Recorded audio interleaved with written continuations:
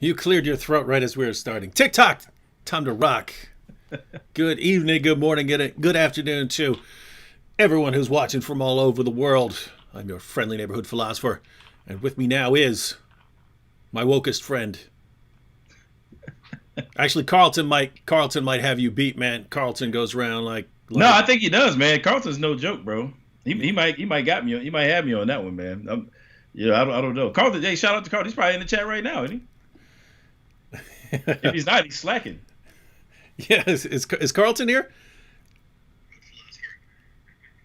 Oh, you might need to turn that down. Yeah. I'm having a problem on my computer right now. I don't know if that's on my I don't know if that's on my computer or do you see us? Yeah, I can see us right now. I'm looking at it right now. Okay. That's on my computer. No, whenever I shut down dang it. Whenever I shut down this program called Joxta, yeah, if I have a video pulled up, then it won't show the video. So I have to actually shut down Google Chrome, which I'm using, and then start it back up. No idea why it does that. But, Joxta, isn't that program that gets everybody's social security numbers who's in the chat? Isn't that what that does? Or? No.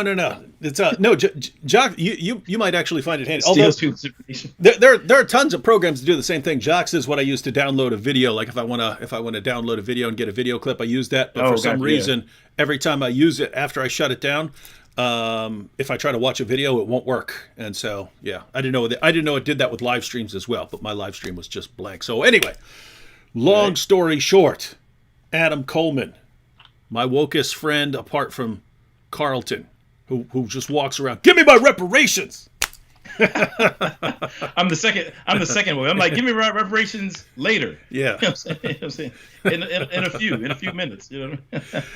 Yeah. So all right. Well, ladies and gentlemen, Adam isn't just one of my wokest friends. He's my only friend who actually watches sports, and that's just. I mean, it's kind of sad, right? Because, wait, who are your friends? Man, your friends are lame, bro. They are. They're totally lame. Well, so you'll have like Sam and Anthony, and they'll watch like MMA or something like that. But they don't watch football. They don't watch basketball. They don't watch anything, right? So yeah, my friends, either it's like MMA, boxing. Or nothing, right? Like Vocab doesn't watch any sports. John McCrae, he don't watch any sports. Vocab is on the come up with the NBA, man. Like we've been talking about the NBA lately. He's on the come up right now. Okay, yeah. Well, I mean, he used to play like back in school and stuff, but right. Yeah, yeah. There's no hope for John. I can't help you with John. No, he just doesn't care. So yeah, no sports fans, and so that leaves us to solve the world's problems. So I just want to take note that I wasn't invited on this episode here because I have something meaningful to say. It's just I'm the only guy that you're the only one to go to. You're the only one to go to. By default, you know. No, and there is a reason. I know that some of what you'll say will annoy a lot of people, and sometimes I think people need to get annoyed, right? Right. People, absolutely. People don't get part of the reason, not the whole reason, but part of the reason I go after Islam so hard is that Islam doesn't deal with any sort of disagreement or dissent very well, and so I believe it's got to be like a kind of crash course, right? You gotta go through a crash course until you get used to hearing stuff and not freaking out about it, right? But right now, culturally, everyone is so sensitive. Anyone say if they're on one side, you even mention, like if I can, let me say this: if someone says some conservative said something, they're like, he said this, and I go, actually, that's not what he said. What he said was, and it's just straightforward. Hey, I'm correcting you on this. Then it's you're Donald Trump's biggest fan trying to ramble. No, you said something false, and I'm correcting. And the same thing in the other direction. If I say anything remotely resembling, I don't know, I've had a couple bad experiences with cops. It didn't have anything to do with me breaking the law. You're a social justice warrior. Black Lives Matter. Blah blah blah blah. Right, and it's like right. So anyway, so I know you're going to say some things that annoy some people, but guess what? We all need to hear things.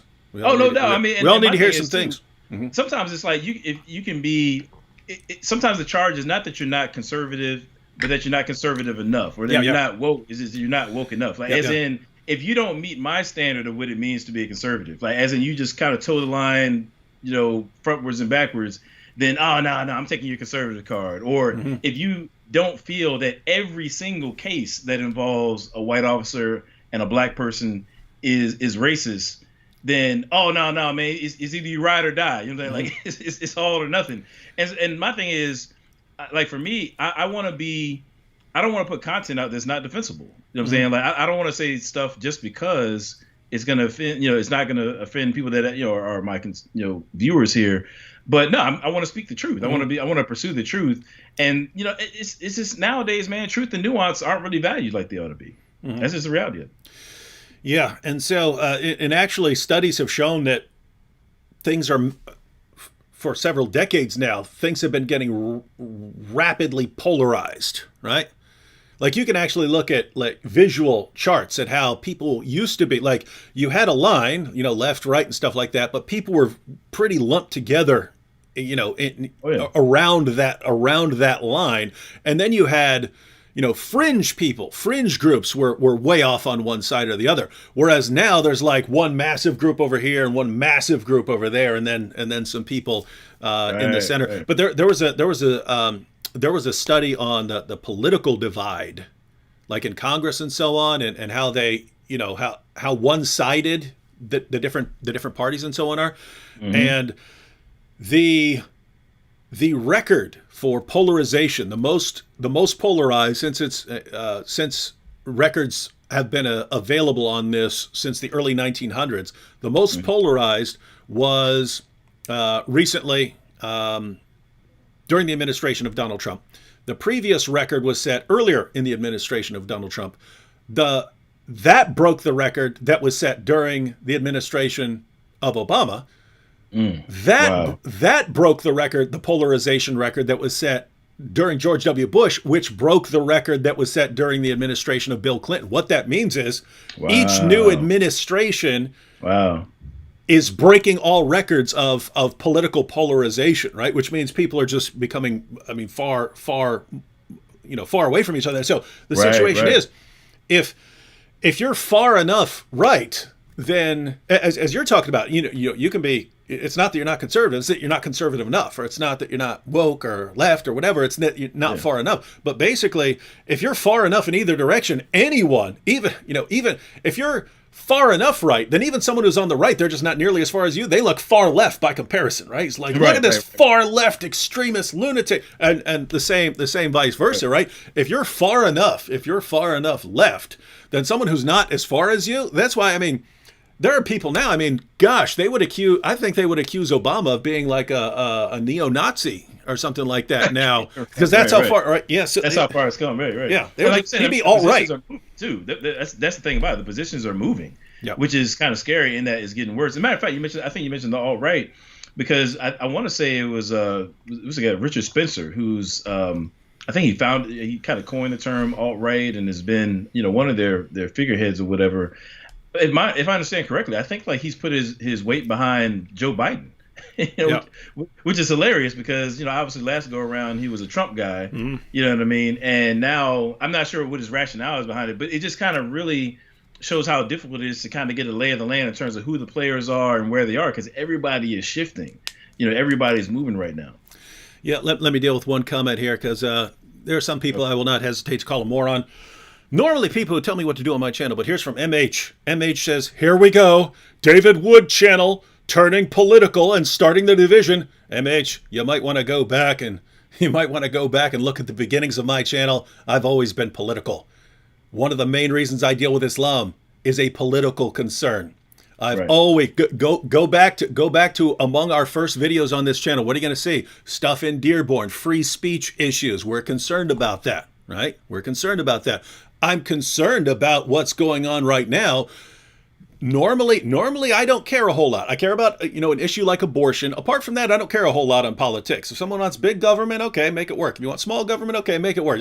Just you guys go out and settle that. You people who are more interested in these issues, go out and show me you can figure something out. But I don't care a whole lot. Now, when it's getting to where it affects everyone a lot, right? Right. Now where I can't turn on a football game without being confronted with all of these issues, guess what? It's constantly in my face. So guess what, MH? I will talk about it. When I saw a different comment, you said, this channel is only supposed to be for Christianity versus Islam. Who in the world said that? You making rules now, right? You making rules on my channel? Look, dude, if you don't like it, go somewhere else. That's the best advice I can give you.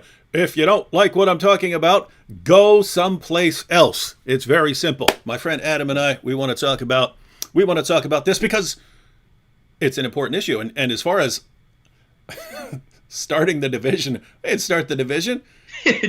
No, you are responsible for all the you and me, Adam. You and me, this channel. Everyone was united on everything, and then you and me stepped in. Shame on us. We ruined America. I mean, it's crazy because, I mean, like kind of going back to Islam now, I mean, obviously you're more well versed at it than I am, but the whole idea of like a caliphate, I mean, they want to establish like total control in any given area. I mean, That's so right. you really can't deal with Islam without understanding the political implications. Like, it's going to impact how you live and how wherever you are is governed. I mean, this is just the nature of worldviews, man. We're dealing with worlds. That's what it's all about. So, And what's cool is, and I'm saying this because Rusty Shackelford here said, I'd like you to do some philosophy stuff. You're reading my mind, Rusty Shackelford. But even when I'm just a philosophy, even when I was just in graduate school for philosophy, you go to Socrates, Plato, and even much later with Locke and so on. Lots of philosophers are very interested in politics as well. And you go back to, the origins of this country. There's a saying. Who was that? Was that Queen Victoria or something? One of the famous. No, dang it! No, you got me. I don't know where you're going. It's the lady who was the prime minister who died recently, back in the day. And Thatcher? You talking about Margaret Thatcher? I think it was Margaret. Ladies and gentlemen, you can answer this for me. My brain is totally fried, just so everyone knows. I got almost no sleep last night. I realized I can't remember anyone's names, so we're gonna have some trouble during this live stream when we start talking about stuff that's going on. But might be her. But she said,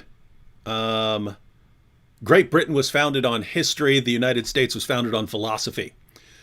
Meaning these are a bunch of guys who took a bunch of philosophical ideas and said, hey, let's build a country on these. And so anyway, the point of all this was, yes, I'm interested in Islam. I'm interested in apologetics, Christian apologetics, interested in dealing with atheism, interested in philosophy, and interested in politics. And so point MH is, I'll talk about whatever I want on my channel. You could talk about whatever you want on your channel. Rusty Shackelford, I said you read my mind because actually planning on starting another channel where we focus on political stuff. In other words, there's a part of me that agrees with MH that, even though I've been covering tons of issues, basically whatever I feel like talking about on my channel for years, it is good if, you kind of divide it up and you say, here's my channel where I talk about this and here's my channel where I talk about that, so that people who are interested in only that kind of issue can just focus there. All right, Adam. Why don't you, before we get started, I realize there may be people who don't know you. So why don't you tell everyone a little bit about yourself and what you do, what your interests are, and then we'll jump into the topic. No doubt, man. So I'm Adam Coleman.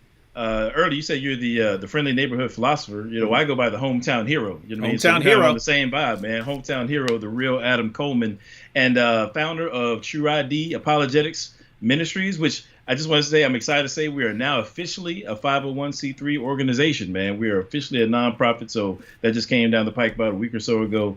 True ID Apologetics Ministries. We got our YouTube channel. We were rocking with a podcast. We have, blogs and things of that nature, and a lot of things coming down the pike. But essentially what we deal with, we began tackling the objections to Christianity and questions about Christianity that have gained traction in the African-American context. We're expanding a little bit, but that's kind of been the centerpiece of what we do. Really, to be completely honest, like this stuff that we're talking about right here is what I'm all about. I'm just be real. The black community is under siege ideologically right now. With a number, whether it be the Hebrew Israelites, whether it be Muslims, Moors, atheists, various different perspectives on what it means to live a moral life. And I want to address those kinds of things. We want to dig in and defend the faith. and uphold a biblical worldview, which is what I would believe the only chance for any community to thrive, as it should anyway. So that's where we're at, man. True ID apologetics, bro. All right, and why is this an important topic? And the reason I've wanted to talk about this ever since the Colin Kaepernick stuff was going on several years ago, but I find I have lots of mixed feelings about everything.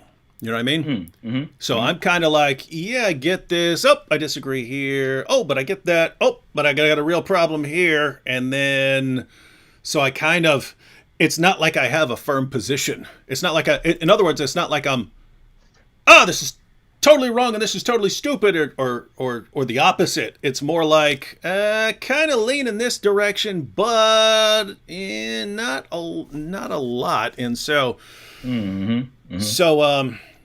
yeah, let's just go ahead and back it up. Colin Kaepernick, right? Mm-hmm. Go ahead and share your thought. First, I believe he just stayed on the bench for the. I think he just sat on the bench the first time, and then there was massive objections to that, and then he decided to take a knee. What are your thoughts as a super woke Christian? Right. Well, I mean, as far as Colin Kaepernick specifically, I mean, he was sitting down during the anthem, and then he actually got some advice from a veteran, a guy who served in the military. He's like, hey, man, you might catch some flack for sitting down during the anthem. Why don't you take a knee instead? And so that's what he did. And then lo and behold, I think that made matters, even worse. That's what he became iconic for, supposedly, protesting, the flag. Now, my thoughts on it probably run a little different than many people. But first of all, like it's not anything new. I think that needs to be understood. What Colin Kaepernick did, with LeBron James, all these guys that we're going to get into, like what they're doing is not new. And here's what I mean by that. So there's a long tradition in the African American community wherein if you have some sort of platform, it's like this unspoken understanding that you are in some sense responsible to be the microphone or the bullhorn for the black community and its concerns. Okay.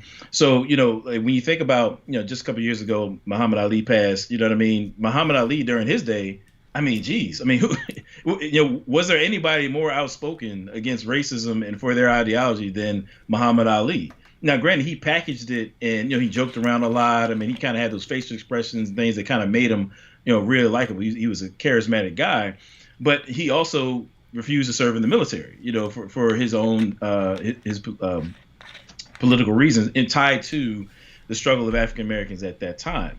But Muhammad Ali, Jim Brown, we could talk about Bill Russell. We could talk about Kareem Abdul-Jabbar. We could talk about Dr. J.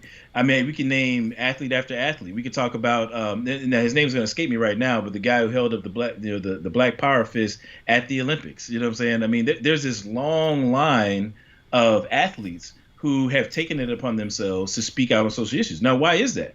Well, when you think about it, given how segregation worked, given how racism has played itself out throughout America's history, when you're talking about post-slavery, really the only areas within like the social context where black people had more freedom, I guess you could say, to build a platform for themselves and to have a louder voice was sports, entertainment, and from the pulpit, right? You couldn't necessarily live on whatever side of town you wanted, and you couldn't necessarily make the kind of connections you wanted business-wise back in the day due to segregation and so forth. But you can play basketball, you can play football, and you can gain notoriety that way. You can be number 42, you know what I'm saying, and play baseball and gain a platform for yourself that way. So in these areas where black people have had a longer period of time where they could gain for themselves a platform, again, it was understood that you would use that platform for the good of the community. And so that's why these guys today, really, when you see with Colin Kaepernick, it's just a reemergence, if you will, of that. You know what I'm saying? That's what you're seeing right now. LeBron James, that's why he feels the need to, speak out, wear the I Can't Breathe shirt or, start the school that he started. And we can get into that in a second. But and as a matter of fact, I know I'm being long-winded, but I really want people to understand this, because I feel like they think these things are like an aberration. But, when it comes to like Michael Jordan, for example, Now, I don't know if you were aware of it, but it's somewhat came up in that recent documentary, The Last Dance. Like, one of the biggest knocks on him is that during his, rise to, fame and all that kind of stuff, is that he was perceived as somebody who didn't use his platform to ostensibly, just like really be loud about the issues of Black America. That was kind of like a smudge on his resume, if you will, up until recently, a couple months ago, rather, he had an article where he spoke out about these kind of things. But so that's kind of like the historical backdrop. We can get into some other elements, but that's where this stuff is coming from. Like, this stuff isn't new, and I think people really need to hear that. Yeah, and I'll go ahead and share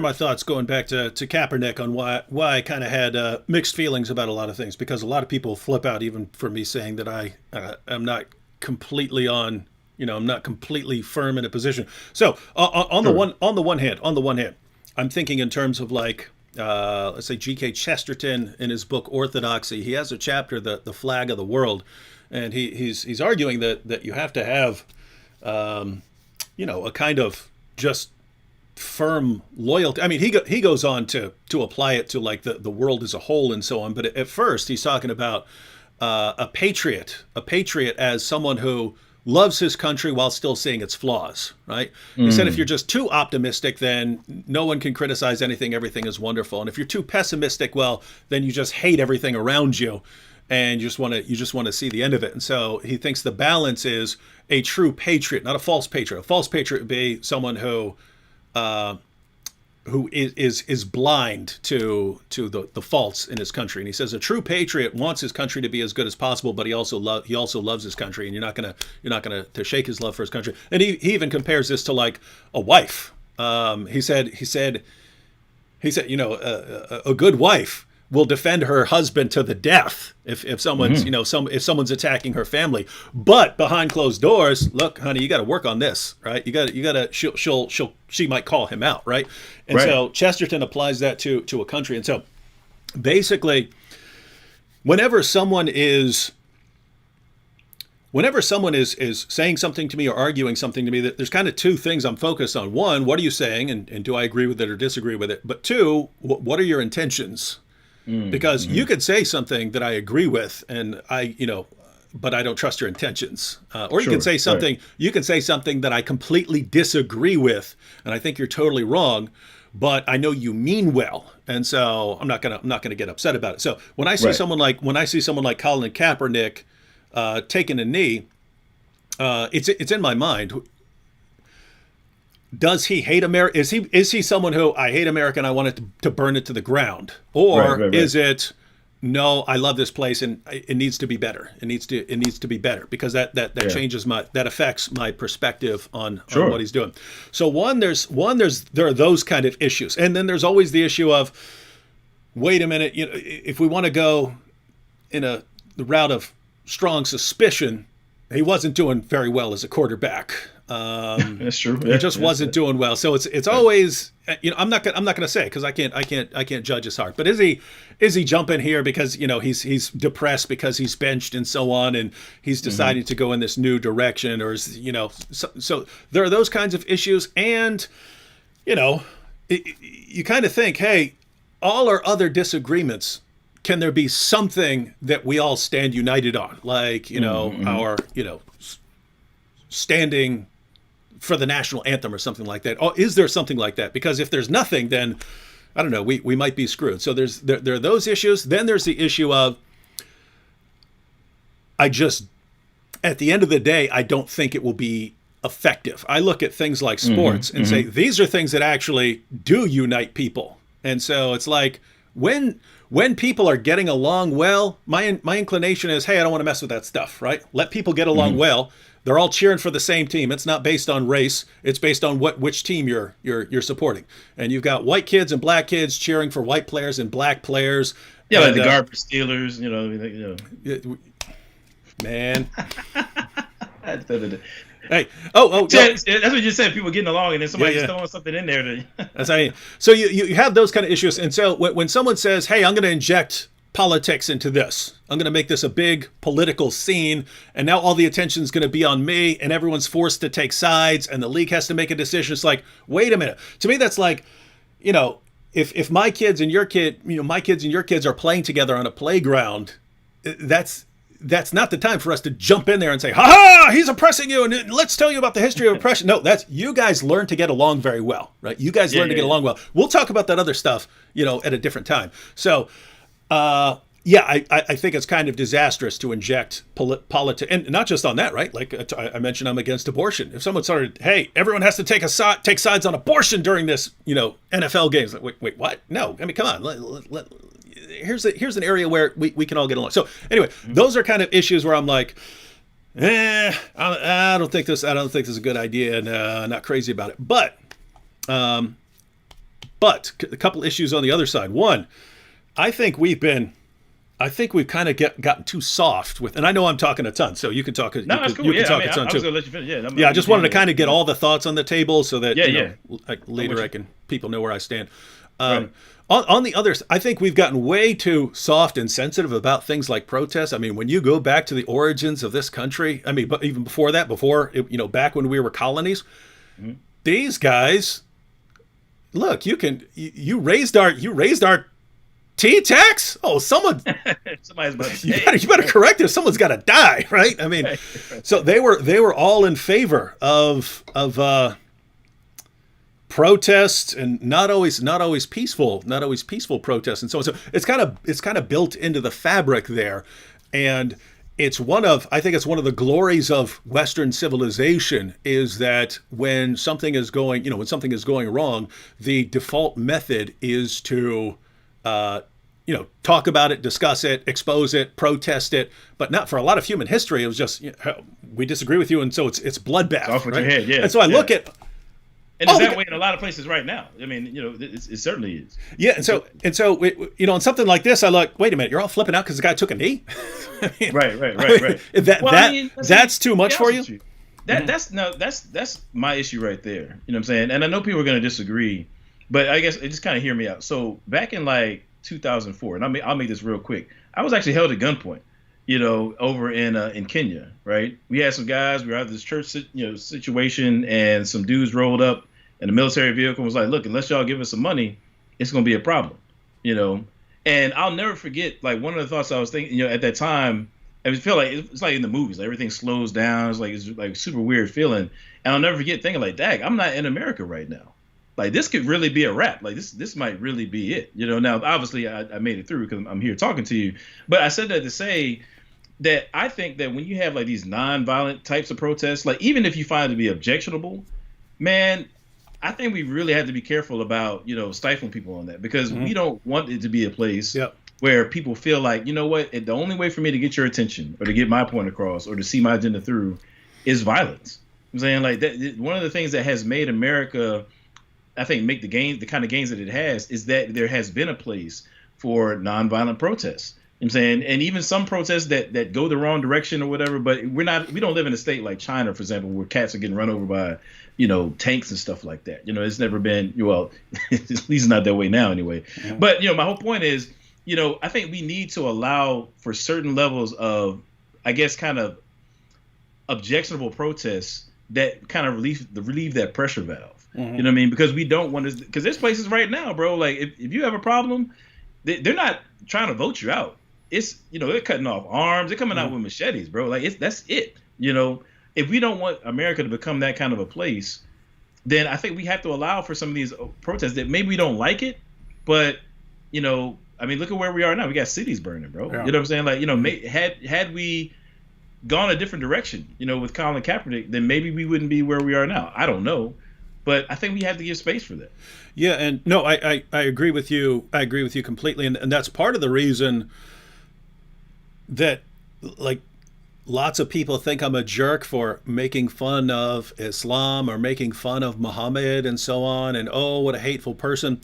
Part of that is I understand there's a lot of people getting very, very troubled by Islam, and so what are you going to do about it? Well, if you don't like it, attack the ideology, criticize the ideology. Right. If you're really annoyed, make fun of it, mock it, mock Muhammad and so on. Just don't go out on a killing spree. What's interesting is Anders Breivik, the guy who did that massacre in Norway several years ago. Oh yeah, right. Breivik said in his manifesto, he said, I was interested in politics in the 90s, and I realized anytime I said anything that went against the grain, I was shouted down as racist. What's interesting is that guy's indisputably a racist. I don't know if he started off as a racist or that he was actually became one. But he said, so I realized that anything I say that doesn't agree with, the mainstream, they call me a racist, and therefore the time for talk is over. Right. Mm-hmm. The time for talk is over, and the only thing that will make me heard, violent shock attacks. Right. So that again, we tend to forget in the U.S. how good we've had it when it comes to that. A lot of human history. True. You have disagreements. Someone has to die. So that's kind of one. There's that kind of thing going on that I think is actually good for people to protest. And take things in a peaceful route. There's also the issue. It's always in my. I don't know if anyone talks. You can tell me if anyone talks about this. Okay. Doesn't have to be John Adams in particular, but I've always thought. Okay. But let me just quote him here. I pulled it up while we were talking. So John Adams, one of the founding fathers, second president of the United States, one of the founding fathers who was vehemently against slavery. Man did not like slavery. Sure. And so he would talk about all the reasons that slavery is bad, but this quotation is interesting. He says, "I shudder when I think of the calamities which slavery is likely to produce in this country. You would think me mad if I were to describe my anticipations. If the gangrene is not stopped, I can see nothing but insurrection of the blacks against the whites." Now, if you just read that and you don't read anything else he says, it sounds like, we better stop it because otherwise these black people are going to rise up against us and we don't want that. That's actually not what he's saying. He's saying we have founded our country upon the idea that we have rights from the Almighty, and that if someone is trampling on your rights, you actually have a right from the Almighty to violently revolt against it. And simultaneously with that, as our bedrock of our country, the bedrock of our country being this idea that you have rights from God, and that if someone tramples on those rights, you get to violently revolt against them. We've got millions of people. We've got millions of people who are being brutally oppressed. Guys, do the math on this one. It's a matter of time before these people over here say, wait a minute. We get to go on a killing spree according to the foundational principle of this country, that in order to ensure our future rights, this government has trampled all over our rights. This government has established a tyranny over us. These are oppressors, and we get to violently revolt. That's what he's saying. He's saying, guys, guys, do the math here. So anyway, the point of all of that was, it's always in my mind. That didn't happen, right? It's you had the Civil War, you had some other things, but this mass violent uprising that Adams warned was the necessary result of saying, you have a God-given right to violently rise up if you're being massively oppressed. And here's this group that's been massively oppressed. You put those together, boom, there's a huge bloodbath coming, right? Yes, I mean, a nationwide Nat Turner-esque revolt. You know what I'm saying? I mean, that's what you're looking at. As a matter of fact, interestingly enough, so Toussaint Louverture, was general down there in Haiti, San Domingo at the time, and as I understand it, that was actually kind of the impetus behind his revolt. He actually read a guy. There's another guy that kind of preceded him a little bit named Abby Raynal. And Raynal kind of writes this book, and there's one portion of it where it talks about, like, basically, in a weird way, it's almost kind of like the Ubermensch, that what's his name talked about. They're kind of this Superman figure who's going to come along as a leader and free people who are oppressed. And so my understanding is that Toussaint Louverture reads that, and it makes an impression on him. Lo and behold, he ends up going on to, again, revolting against France. I mean, they overthrow, kick them out of the country, start their own republic, and so on and so forth. But it's kind of like the same idea, and really when you think about it, Nat Turner, Gabriel Prosser. I mean, these are other individuals here in America anyway, where you see these revolts, and both of those individuals appeal to theism, as the bedrock as to why they were doing what they were doing. So, whether we agree with it or not, I mean, it is this. It's an idea that's not foreign to America's ideology. Like, hey, we have these rights, and if you're not going to respect them, there's going to be a problem. I mean, that's how it's always been. So I'm not advocating. I'm not saying that Colin Kaepernick should have, rather than take a knee, just start shooting people. Or something. I'm not me neither. Yeah. Let me just clarify. I don't want the feds knocking on my door or something. But I think that we have to understand that there's got to be a consistency. Perfect example. If you look at, I would encourage people to look up the Barbary Wars. Barbary Wars. You know what I'm saying? Just Google it. And in America, and for whatever reason nobody talks about it, but in America's earliest days, between like 1801 and 1815, it fought two wars. The Barbary Wars, where you have these North African pirates off of the Barbary coast. They were going out, they were raiding English, French, Danish, and American ships, stealing white people and selling them into slavery in North Africa. And so after America and other countries got tired of paying for ransom for these folks, they went over and fought them. Mm-hmm. Now, mind you, again, this is in the early 1800s. So at the same time where America is going over to North Africa to free white enslaved persons, they're holding African enslaved persons right here in America, right? So just imagine just the kind of duplicity there, right? Yep. It's hard to maintain some semblance of moral high ground when that's the case. And so we have to be careful about these things. I don't want to see America devolve into some sort of civil war. I don't want to see that. But I think that, we need to do a better job of, opening up discussion, and really having genuine, dialogue with one another.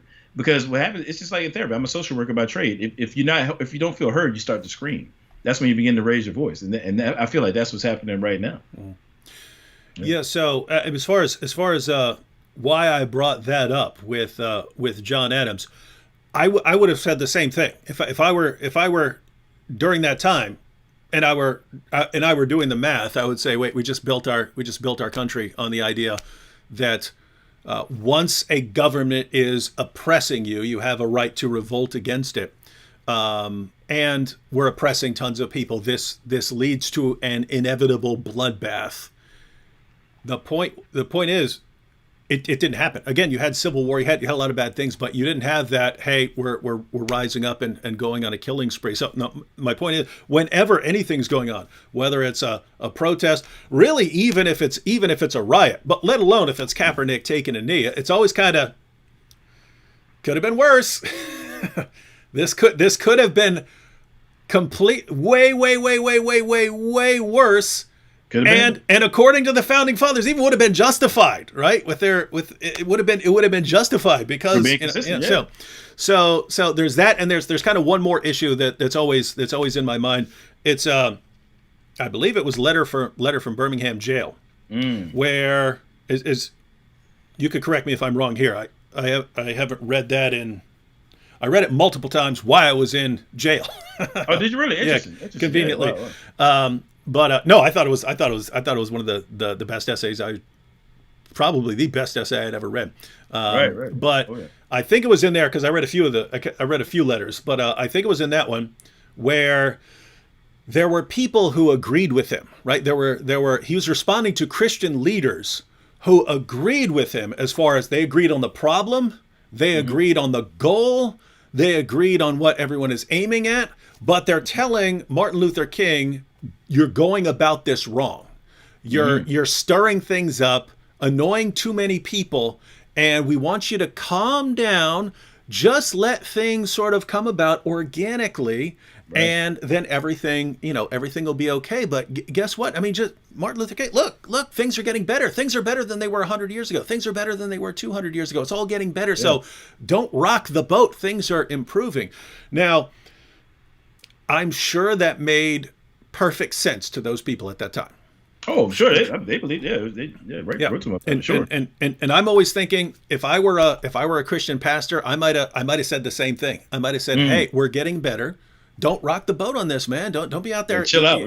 Yeah. Don't be up stirring up things with the cops and so on. Don't do it. And so that's always in my mind, that just because I'm looking at someone going, I don't think this is a good idea. I don't think this is actually going to be very helpful. I think if you did this instead, this would actually be more helpful. It's always in my mind that lots of people have thought like that and been wrong. And so I just kind of don't take it as my place to say, nope, you're wrong. It's, if you ask me, I'll say, yeah, I think I'm wrong. But at the end of the day, I don't know. And lots of people 50, 60 years ago who thought they were, they were right about, their plans and so on, actually turned out to be they a were little wrong. off. Yeah. Right. Yeah. I mean, it's so funny. I mean, that he's responding to these people from jail. Yeah. Right. He's like, you're telling me to wait and hold off, but like I'm in jail right now as I responded to you, fighting for liberty and so forth. And I think that's the reality is, and people are, people are going to get mad at me, you know what I mean? But this is, just check the history for yourself. Don't take my word for it. Okay. If you understand why MLK would do things like marches rather than resorting to violence, like part of his methodology was to use marches and the media to mobilize white people who were on the fence, particularly, white Christians, who were on the fence about the issues of their time. That's the whole goal. It's like, look, you can kind of stiff arm it and keep us at bay, but if you're watching the nightly news and you're seeing people being bitten and water hose and all that kind of stuff, it's going to provoke that conscience, right?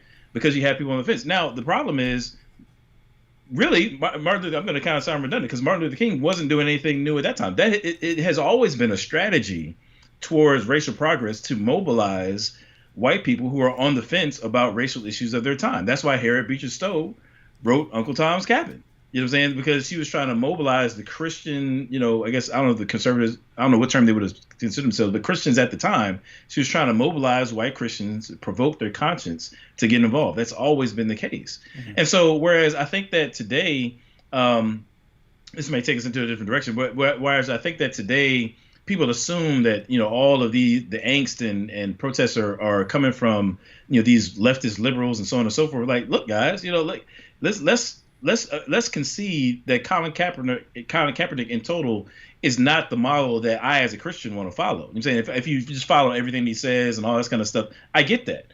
But wait a minute, is there a moral reality that Christians can take hold of from a biblical perspective and say, you know what, he might be wrong-headed in terms of how he's addressing this issue, but is there an injustice here? Is there something that is divergent from the biblical worldview that we as Christians show people the right way to engage it? And I think that's where we are. That's where we need to be, rather. Yeah, and going along those lines, what you just said, even if you don't think Colin Kaepernick is the model, because I'm not crazy about Kaepernick, but even if you have someone like Kaepernick, I think people should understand that, wait a minute, when you see polls on people who agree with him or disagree with him in a white community, and polls about who agrees with him or disagrees with him in the black community back then, it should draw your attention to the idea that there's something going on. There's something going on that maybe in your community you aren't fully aware of the experience of that other community, and maybe even if you say, hey, I don't like Colin Kaepernick and I think what he did was stupid. Mm-hmm. He just showed me something that I need to be aware of. And if you just say, oh, no, we're going to push all that aside, well, guess what? 4 years later, things turn out to be a lot worse, right? Because right. So they're at the very least, you would have to say, hey, there is a lot of resentment in certain communities against police, against, it could be all kinds of things. But if you notice, a lot of the time it's like, stop whining. You don't have any problems. It's not as bad as you're saying. And so on. And you can say that, but guys, that resentment is still there. And if you don't come up with some way of resolving that and dealing with that and bringing that to the surface, then someone's going to come in there and take advantage of it. Someone's going to come in there and take advantage of that just by walking in and being that Superman. You don't even have to be a Superman. You're just walking in there saying, I'm the one that'll fix this for you. And then people rally around that. And if that's a radical Marxist organization that wants to burn everything to the ground, then, well, they're going to step in and fill that void, right? I mean, it's rest of the world, you had your chance, you decided to ignore it. Now this other group, yeah. I mean, that's real. And I think there's a deeper problem too, and in that, and I'm trying to just steel man or play devil's advocate. Like when I watch sports, I think most men are like this. I mean, not just men, just people in general. It is a form of escape. It's entertainment, right? I want to escape from everyday life. I've worked 9 to 5, Monday through Friday. It's Sunday night, and the mood is right. I want to have some fun. You know what I mean? And I want to watch Monday. Actually, I totally watched that theme song. I think that was TGIF I was quoting. But anyway, you guys get the idea. But I want to detach from my everyday life and watch some sports. So when somebody intrudes upon my escape with something that forces me back into the real world, that's uncomfortable, right? That's not why I watch sports. I watch sports to get away, and you're not allowing me to get away. That's a very human emotion. I think there's a clash there, but I think part of the problem is we have to understand, whereas that's a real emotion, and I get it. I think that sometimes we look at athletes as characters as opposed to persons. I'm saying it's almost like, when you're watching, Law and Order or some drama or some comedy, like we're used to watching characters. But when it comes to sports, like, they're not characters. I'm saying I think we tend to look at them as characters because, they're throwing a ball and they feel they're playing a particular role for this team that I like. I'm saying they're involved in this drama of sports or whatever. But these are people. They're not playing a role. I mean, they're not acting, if you will. And these people have family members who are in communities that are impacted by something they believe to be really serious. And if you had this opportunity to make it known to the world that people that you love and care about are experiencing something that's really messed up, would you take that opportunity, even if it meant infringing upon somebody's comfort? I think that you probably would. I think most people probably would. And so I think that reasonable people can disagree about the protests and they should do, what they shouldn't do, whatever. And that's fine. That's where dialogue should happen. But I think that we've got to do a better job on both sides of the conversation to seeing each other as people and understanding that we've got personal motivations, real human motivations for what it is that we do. No, yeah, I agree completely on that. That think of each other as persons, and you and I are both Christians, so we would ultimately want people to think of each other as created in the image of God, and therefore having a massive built-in dignity and worth. Because I mean, again, part of what I do with Islam, and people don't get this, right? I mean, lots of Muslims don't get this. I mean, I pointed out, I'm trying to avoid a bloodbath here. Right, I'm looking, with Islam. Right, I said, okay, here's this ideology. It's growing, and the more it grows, the more pressure it puts on other people. And people in the West find out they're not allowed to criticize it because they'll be called racist. And so there's all this underlying tension that's building up. And I'm looking at that, going, you give that a couple more decades, that looks like global bloodbath. Is there something we can do to avoid that? And I think, Muslims, if you can learn that, hey, it's okay to criticize, and you don't kill people over cartoons and things like that. And people in the West, if you realize, hey, there are people who are criticizing Islam, it doesn't mean they're racist or that they want Muslims to die. They disagree with the ideology. And it's good that they're responding to it peacefully by arguing against it. That's good. Even mocking it, great. It's peaceful. And so if there's something we can do to avoid the bloodbath down the road, then I think it's good to do that. And so now in this situation where we look, and every 2 or 3 years we're hitting record levels of polarization. You're looking at that and say, what can we do about that? What can we do about that? Well, you pointed out one thing. Instead of, as it is now, oh, you said this thing that I disagree with, and therefore you're my mortal enemy, and I hope you die. It's that kind of thing, and it just doesn't seem to be. Hey, I have not had the experiences that you have. I haven't had the upbringing that you have. I don't have the same family members that you have. I don't have the same friends you have. I don't watch the same shows and news programs that you have, and therefore, maybe there are some reasons that we disagree on these things. And maybe if we stop flipping out on each other and just, and actually, hey, why don't you sit down and tell me? And maybe that would actually work out better than, flipping out on everybody. And so, well, I mean, I'm gonna be honest with you. I think, and I'm not trying to be like doom and gloom, but I feel like the best opportunity that this country has to survive, whatever it is that we're facing right now, is the gospel, and not only in terms of just the preaching of the gospel, but the living out of the scope of the gospel. Because if you and I, this conversation is a perfect example. You know what I'm saying? We come from different, backgrounds or what have you. You know what I'm saying? And we're sitting down talking about these things. Why? Because we have the bond of peace, the bond of love. One Lord, one faith, one baptism. We are unified at the cross. And that puts us in this vantage point to where now we can deal with difficult issues, what I'm saying, where we've got this underlying unity. And what I'm saying? So we have this context that we can hash out maybe stuff that's pretty difficult. That's the advantage that the church has over the world, right? But so it's not just that we're saved, I'm saying, but we're actually exemplifying what it is that the gospel means as we live it out. That's the best chance, I think, for this country. For Christians, it's like what Jesus said, that they will know you're my disciples by how you love one another. I'm saying we're supposed to be a city on the hill in this instance. That's where we need to be. And we can exemplify for the world what it looks like to overcome generational racism. That should be the vantage point of the church. So I think that I'll just say this. I mean, if we're, for anybody who isn't humbling themselves to the Holy Spirit and allowing him to work on them, I don't care what color you are. I'm saying if anybody who's not humbling themselves in that regard such that he can use them in this time to that end, then we're really missing an opportunity to point people to Christ, man. We're missing that. We can't be asleep at the wheel right now.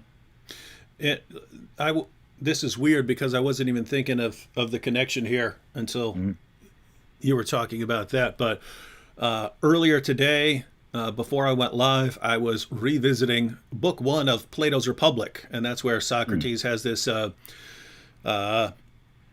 They're trying to define justice, and he has a discussion with Cephalus. Cephalus doesn't care. Then Cephalus' son Polemarchus gets into the discussion, and then Socrates faces this sophist named Thrasymachus, one of my favorite characters in all. The guy's a total screaming jerk, but he's one of your favorite characters. Yeah, he cracks me. It's because of that. But so anyway, on the issue of the sophists were kind of the nemesis of the philosophers. The philosophers were trying to get to the truth of everything.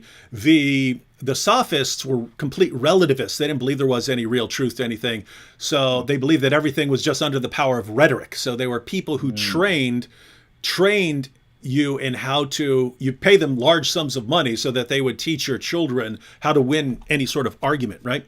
And as you were talking, it occurred to me that, as this country abandons its foundations, right? As the country abandons its the foundations of thought, well, that's what's left. What's left is rhetoric, right? What's left, in other words, if people do not agree on what we are, what rights we have, or there's no concept of why we would even have rights, why I should view you as a person, why I should care whether you live or die.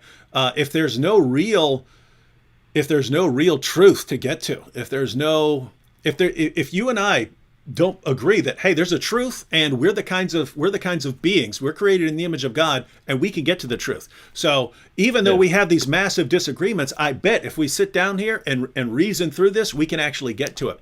Right. If you don't actually believe that there's any real truth to get to, and you don't agree, well, why do people have rights? Everything comes down to rhetoric. How can I rally people around my cause and paint everyone who disagrees with me as the enemy? And you're totally correct. It's if we abandon our foundations, then that's what's left. And guys, that's all that leads to is a bunch of charismatic leaders who can manipulate millions of people, and the different leaders who have millions of followers smashing them against each other and seeing who wins. And so, yeah, this anyway, point of that was you're right. You need the gospel is the solution to this. Well, I'm always right, so that's not nothing new, man. But it's I'm right about everything. Yeah. But it's funny you should say that. So just the other day, shout out to my man Matt Jackson. He sent me this video where Arian Foster, who's a former NFL running back, black guy, overt, super atheist. You know what I'm saying? He's outspoken. I'm not going to disparage him. Outspoken atheist. And he's having this conversation with, I don't know why I can't remember this guy's first name, but his last name was Silverman. I guess he used to be the president of the Atheist something or other. He's debated. Yeah, I think James. I think James White debated him. Yeah. Yeah. I think he debated. I want to say like maybe Frank Turk debated him as well.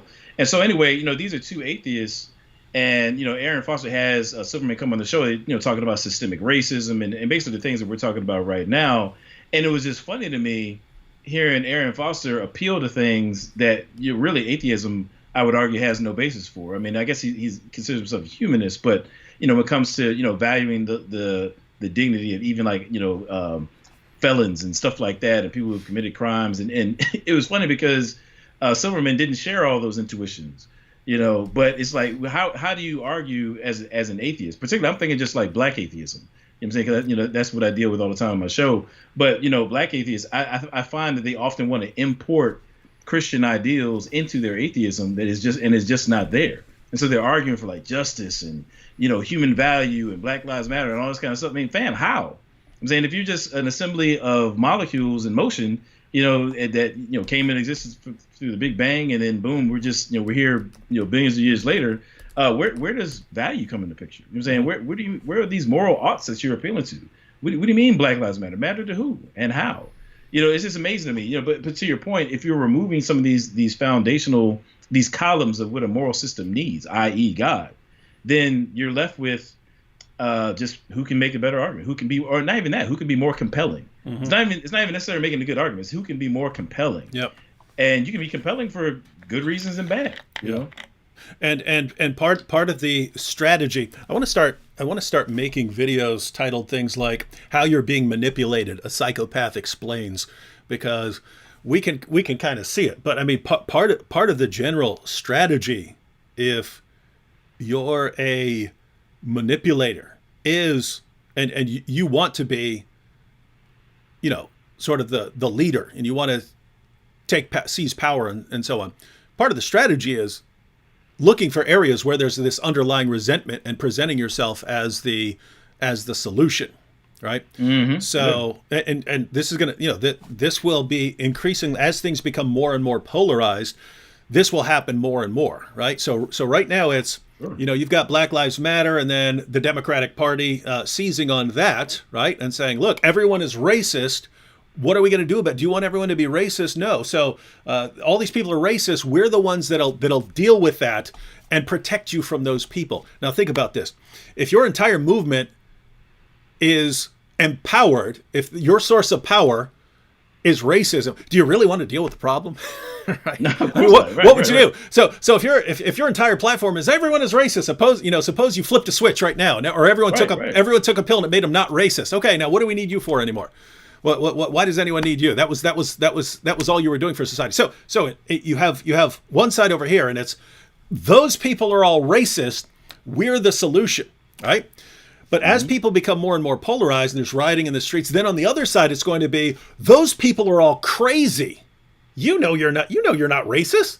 They're insane. They're burning cities down. They're insane. So we're the ones who are going to save you from that. So they're going to, look, we know you're all afraid because you see your cities being burned to the ground. We're the ones who will deal with that problem. And the other side is, no, we're the ones who will deal with that, with those racists. And so you're going to have these leaders here that, yes, they're the problem and I'm the solution. So rally around me. Problem is, both sides can get a pretty massive following doing that. And if you have two sides that are becoming increasingly polarized and more hateful and resentful towards the opposing sides, that's a recipe for a bloodbath. Question from Black Tuesday Films here. Black Tuesday, okay. Directed towards me. You can jump in as well. It says, I just want to make sure I understand your point. You're saying we should allow people to protest peacefully, but you're against violent protests. No, actually, not my position. There's a place for violent protest, right? So, but the point here is, if people are protesting peacefully, it should be in your mind, well, things could be much worse. Things could be much worse, right? Sure. And when you think, so the point here, I mean, if you look at the founding fathers, they believed in violent protest. You're saying no, but in the Constitution right there, it says the right to peaceably. Yeah, that's in those situations, right? These are the same people who said we'll go to war with you because we'll go to war with you, King George. We'll go to war.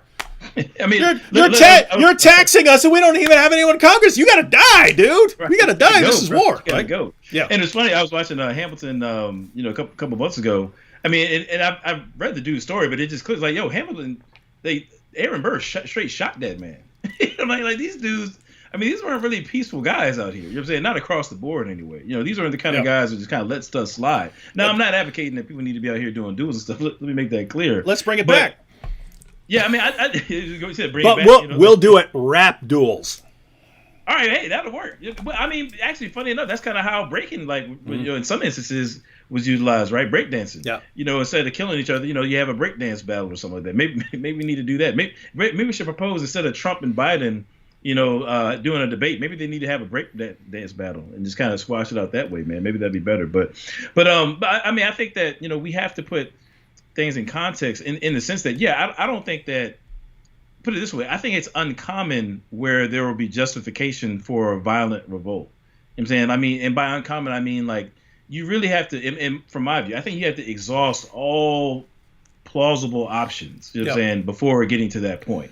And by plausible, I mean even going above and beyond to do so.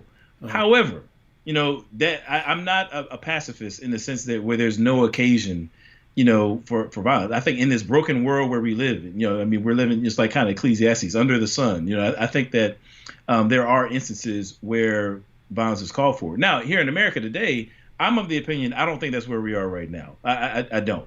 And the reason why I say that is I think that there are processes and means that people can go about affecting change politically, development of civic institutions, economically. I think there's a lot of things that people can do to where just outright violence is not warranted, and hopefully we never. I mean, golly, I live in America. I hope it never gets to that point.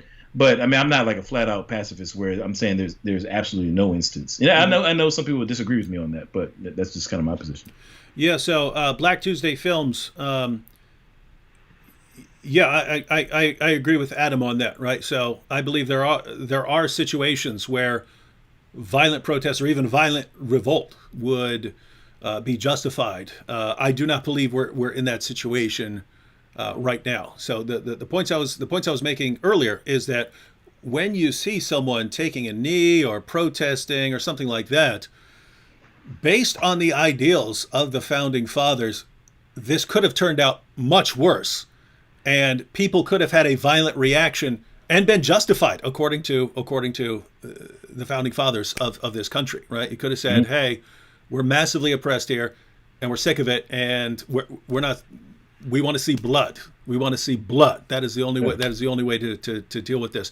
Now, I'm gonna throw this at you too. I mean, this is something I was thinking about while you were talking. So, I think one thing that makes our era more complex than, say, like the 1960s and so forth is I do think that. Both in the white community and the black community, I think there's more diversity in terms of ideologies, and I don't take that to necessarily be a good thing. So what I mean by not that according to Biden. What? It's in the white community and the Latino community. Right, there's diversity, but come on. right. That's good. Yeah, don't get me started on Biden, man. That's a wild dude. But if you don't vote for him, you ain't black. And if you don't vote for Trump, you're not a Christian, apparently, according to John MacArthur. So we're in a weird place right now. But anyway, so, it's not to say that, like, of course you had, like, W.E.B. Du Bois versus Booker T. Washington. And you have Malcolm, and they had, different ideas than MLK. I'm not saying that back in the day they were a monolith. But I do think that nowadays there is a type of ideological diversity and situational. And what I mean by that is, back in the 60s, I don't care if you was a plumber, a doctor, or whatever, you lived in the same neighborhood if you was black. It wasn't an option. You know what I'm saying? The lawyer lived next to the person that cleaned homes. That's how it was. My grandfather, you know what I'm saying, who worked in the government for years, he actually knew Charles Drew's brother. Anybody knows Charles Drew is the guy with the blood transfusion, all kinds of really famous doctor guy. And they, lived in proximity to one another because you didn't have a choice back then. But now people have options. They can live where they want to live, essentially. You know what I'm saying? And so black people's experience and where they are economically, where they are politically is not as homogenous today as it was back then, because they live in there's different class, considerations and stuff like that. Everybody's not in the same spot. And so then you throw different religions and perspectives in there as well. It's just not the same. And so I think that's actually more dangerous in the sense that it's more difficult to find somebody who can kind of cut through that with a voice of reason in a way that really galvanizes people and gets them on the right page. I think that's a real problem, And it's the same way, in the white community. You got the alt-right, but then you got Antifa.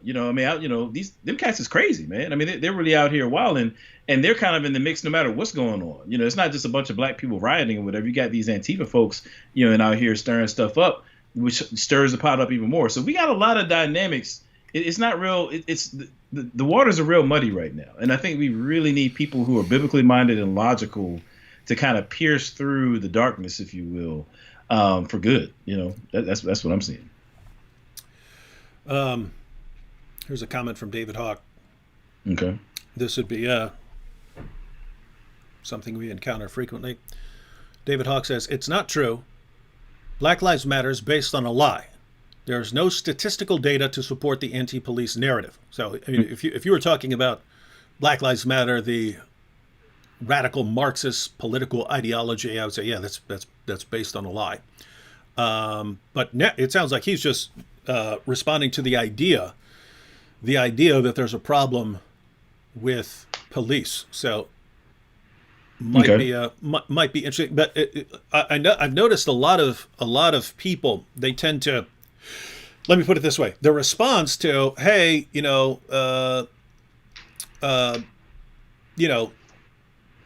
certain communities have problems with police and things like that is, well, you look at the statistics. Well, statistically, this number of black people were killed by cops last year, and this number of white people were killed by cops, and it's not tremendously different. In fact, given the crime rates, actually a little more common to shoot a white person, because cops seem to be getting a little nervous about shooting a black person, and so the data's just not there. Whereas that's kind of not the real issue. That's the one that gets the most attention, right? But let me just say, I noticed this when I was a teenager. I noticed that I reacted very differently around cops than my black friends did. Right? There was a time. I mean, we were kids and we had like BB guns, handguns, but they looked real. If you were not looking real close to it, they looked real. And so we had them out in the front yard and stuff like that and stuff. But it had like working action and stuff on it, so the stuff looked real. Anyway, then we went in my house, and apparently neighbors saw us and called the cops, because all of a sudden we see like cops coming up the driveway through the window and stuff like this, and it was me and either 3 or 4 black friends, and I noticed all of them just immediately dropped their stuff and went up against the wall like this, and I'm sitting there going, "What? They're not going to shoot a bunch of kids here, man, right?" And so the cops the cops actually just come up in there, and they're like, we heard a report of guns, and I walked right over, not even seriously thinking, just I didn't have any sort of concern that I was going to be shot. And I go, "No, come on." I went over and I picked it up.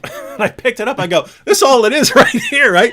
And everyone, dudes are like, right. So the point is, I'm not even thinking about that sort of thing. But on issues like that, like you and I were talking the other day, I saw a black comedian. He was talking, he's talking to the audience, and he goes, "Did you know that white people will get out of the car when they're stopped and start talking to the officer?" And I was like, I saw this when I was probably 20 years old, but I was like, I always do that. I always jump out the car, right? Because when I was 18 and 19, I got pulled over a lot. So, but I would always, he pulls me over and I jump out and I go, what? Why are you pulling me over, man? Right? And he's like, "Get back in the car." I'm like, "Okay, fine. I'll get back in," and stuff like that. But black dudes think that, "What? You jumped out of the car?" Right? You just want to die, basically. That's what you're telling them. I mean, so, what are your thoughts? That's the reason why that's the reason why the joke is funny, because in the black community, it's like, that's just insane. Like, that's unheard of. You don't get out of the car. I mean, from as young as I can remember, years before I could drive, I got the talk that if you're pulled over, hands on the wheel, don't make any don't move. Not just sudden movements. Don't move. You know what I'm saying? Make sure that the window is pulled down before they get there. Yes, sir. No, sir. The whole nine. You get that talk. And so the idea of get pulled over and you get out of the car, it's like, man, you just want to die. That's what that is, you know. But I mean, now here's my thing, right? In response to his question, which I think is interesting. So if and I try to, I mean, this is what we do for a living. Like we try to understand other people's positions so we can not strawman them and stuff. So I've really thought about this. So if I was a white person, right, and I wasn't really familiar with, you know, what black people experience, you know, in their communities, and I'm turning on the news and I'm hearing things like, oh, black people being gunned down. And then I go to statistics and I see, you know, what he quoted that, well, you know what, actually, it's not the case that, you know, all these people are being gunned down and so forth. Then I would come to the conclusion that this narrative that these people I see on TV is forwarding is false, right? And I would oppose that. That's rational. If that's my data set that I'm working with, that's a rational conclusion. Now, epistemically, what we know is that if you can broaden your data set, right, take other information into account, then you should update your conclusions on the basis of this new information, if it's legitimate information. Now, for somebody like myself, you know, I'm not, you know, I understand that when we talk about like the killings and all these kind of things, the real issue is not just, you know, black people being like killed in mass or something like that by white cops. That's not the issue. Is that there's this spectrum of abuses that people in the black community are familiar with in terms of being at the hands of the police. There's this spectrum of different types of abuses, of which being murdered by cops is, of course, the most heinous. You know what I'm saying? But you're not going to turn on the news and see somebody saying like, you know, a black man was insulted by a police officer today. I mean, you know, that's not going to make the nightly news. Black man was shoved in a way that wasn't warranted based upon the situation. That's not going to make the nightly news. What will make the nightly news is somebody was killed. Right. And so those kind of things, kind of like the tip of the iceberg. What we're saying is, you know what, there's this other stuff of which this is just the most worst. The killings are the most heinous example. But there's a problem here of this broad range of abuses. For example, like I don't know anybody. I don't know a black person who either who can't tell you a story about being disrespected by the police or knows somebody who has. You know, like for somebody like, you know, my mom is, I don't want to give her age, but, you know, she's however old she is. When she comes home and tells me, this really happened, that she was pulled over by a police officer and the officer questions her about whether the car was stolen. You know what I'm saying? This is a grown woman, you know, employed, you worked for the government for years, right? When my wife comes home and says that the police officer told her, they pulled her over and told her, you look like somebody who's doing wrong. You know, you look like a bad person, right? When you experience that. Or with my brother-in-law. Actually, I'll be going over to see him tomorrow. God bless him. He just had a child. Shout out to my man CJ. You know, when he tells me the story about how he gets pulled over by the cops, and the first words out of the cop's mouth wasn't, you know, do you know why I pulled you over? That's what you expect. The first question out of the cop's mouth is, have you paid your child support lately? When you experience these kinds of things, when everybody you know has either experienced something like that or know somebody who has, then it's not, you know, irrational to conclude that there's a problem between the black community, and you can say more minorities in general, and police officers, right? And that these killings, where we're saying, look, we've been telling y'all this whole time there's a problem. Now we got it on video, right? It's not irrational to, you know, to say, hey, yo, we're trying to point to something that's very real here. And so anyway, now I just gave, you know, a bunch of anecdotal examples, but there are statistics to back this up. I was shout out to my man Tim Stratton. We had a whole dialogue about this. I was on there and I gave some statistics. There are studies on this. I'm not just pulling that out of my butt. You know what I'm saying? People really need to look into that. Expand your data set. Evaluate. Look for studies. Just Google it. Go to Google Scholar right now, and you can Google studies on accounts of police officers' interaction with different populations based on race. Do your own research, and and hopefully you'll be able to update your conclusions. Maybe. Related question here from Kaffer Linda Clark, who says, "Is it possible that the talk is liberal propaganda?" Is there a talk, Adam? I'm you know, all right. So let me back up. I shouldn't laugh like that because I don't know this person, and I'm sure that I'll be charitable and assume that the question is genuine because I don't know what their experiences are. The reason why I laugh is because in the black community, but before the liberals got a hold of, you know, the agenda that we're seeing today, you know, we had Emmett Tills. You know what I'm saying? Like we had, you know, we've had this protracted period of abuses. You know, I'm talking about protracted chronologically speaking. You know what I'm saying? Like it's been a part of our experience from the time that Africans, enslaved persons left the plantation till now. I mean, but within a generation. I mean, I think I'm being liberal here, but or too broad. But within just a few years of coming off the plantation, there were vagrancy laws. You look up black codes and vagrancy laws that were put in place in the South that would basically allow the system to kind of get these trumped up charges that would then put African enslaved persons or former African enslaved persons back into a slavery system, but just in the penal system. Like this is a long-standing issue, right? And so when you have somebody like myself, like both of my parents have experienced, my dad's passed on now, but both of my parents have experienced. They lived through the '60s. They don't want to see their son die early, right? And so given their experiences, having lived through seeing their peers getting beaten up and these kind of things, they're going to instruct their kids on ways to not let that happen to you. So son, I mean, I can tell you, like, the talk for me was, look, we can fight stuff out in court. You know what I mean? But if you're in a situation, we need you to live to fight another day. That's what we need you to do. So here's how you're going to do that. You're going to sit in the car if they pull you over. You're going to not move and I'll go through all the steps that I just shared. This is not something this is not liberal propaganda. These are responses to a shared experience of abuse that has been just characteristic of the experiences of African Americans. Now, I'm not saying that every single black person that's ever lived in America has been punched in the face by a cop or something like that, but it's a notable part of our communal experience, and it's yielded the kind of response to where we caution our young folks. You know what I'm saying? If you encounter the police, you need to be careful. Mm-hmm. That's what it is. Yeah, and I'll just add, so Linda Clark here says, is it possible that the talk is liberal propaganda? So Adam gave some background. And if you wanted to give all the benefit of the doubt in the world, right, you could say, well, it's got nothing to do with racism. It's just about economics. And there are just lots of black people who are in a different economic situation than lots of white people. So lots of white people aren't familiar with this. Like, so I grew up in a West Virginia trailer park. We all had run-ins with the cop. Me, all my brothers, we all had run-ins with the cops. I don't live in a West Virginia trailer park anymore. I live in a nicer area. I don't have any interactions with cops. I have zero interactions with cops. So now, if I had lived here all my life and grown up here, and then I start hearing about what racist, cops are, or something like that, then I think, come on, what are you talking about? But again, giving as much benefit of the doubt as you can, I know for a fact there are messed up cops who are power tripping and who will abuse their power. And I pointed this out on my video, in my video I made on this topic.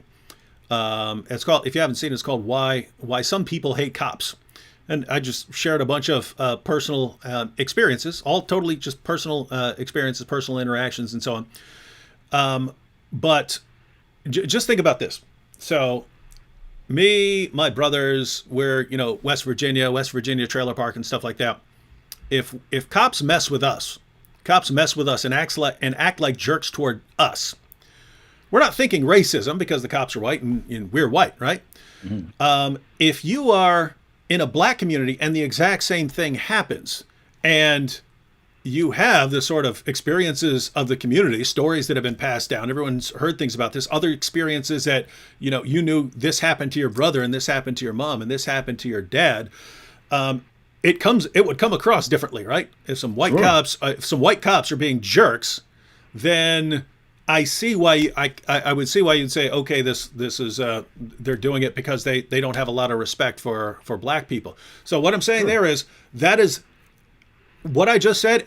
That is all factual, and that is the most benefit of the doubt I could possibly give. Right? Mm-hmm. Mainly, there are cops who are jerks to people. They may be jerks to white people. They may be jerks to black people. Might come across differently to black people, might come across as racist and so on. And so these cops would be causing some problems. And so in that situation, you'd say, well, it just seems that way to black people. It seems like, these cops are racist. But I would also point out, that's giving the benefit of the doubt. Notice a racist cop who's being a jerk to black people is indistinguishable from a cop who's just a complete jerk.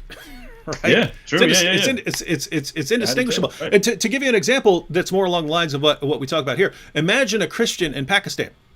Right? Imagine a Christian in Pakistan where Christians are massively abused by the people around them.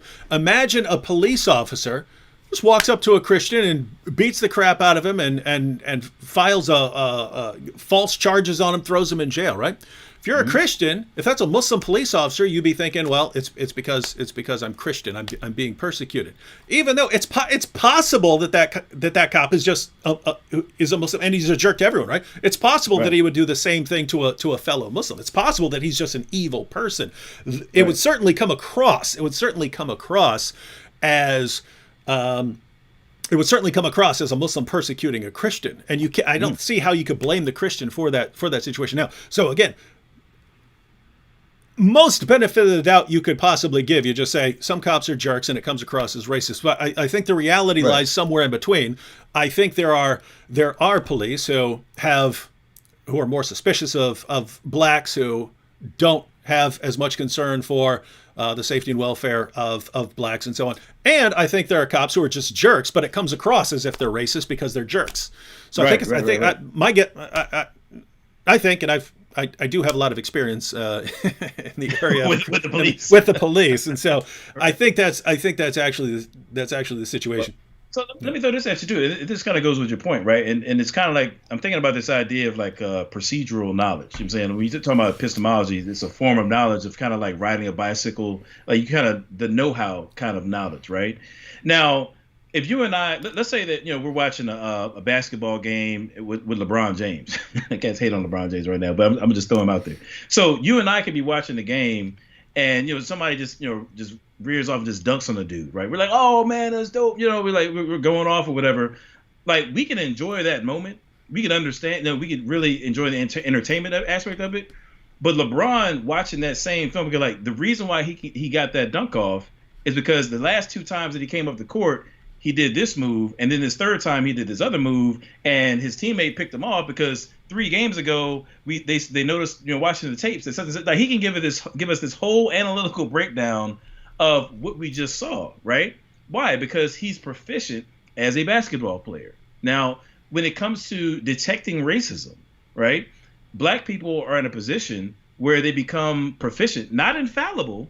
Let me be clear, not infallible, but you want to be proficient at detecting when somebody may have racial bias against you, because that can influence real outcomes for you, right? I don't want to assume that somebody's got my best interest at heart, and then just kind of be blind to real signs that they have an issue with me from a racial standpoint, right? So you develop the ability, you look for certain signs. Now, again, this doesn't mean you're infallible, but over time you become better at it than you previously were. Now, if you live in a community where you aren't compelled to develop that ability, then you just haven't put it in practice very often. And so you may miss certain signs that other people might be privy to. So when you think about like Ahmaud Arbery, it was a couple months ago, right? You had that situation with Ahmaud Arbery, and cats were like, "Oh man, it wasn't racist or whatever," and black people were like, it's not looking too good. I'm thinking there's something there, And then lo and behold, during the court trial, the GBI officer comes out and says that Travis McMichael stood over Ahmaud Arbery's dead body and called him an effing N-word, right? Well, I wasn't surprised, right? I kind of thought there was something that was probably the case. Now, I could have been wrong. I'm not saying I was infallible, but you start to see the signs, right?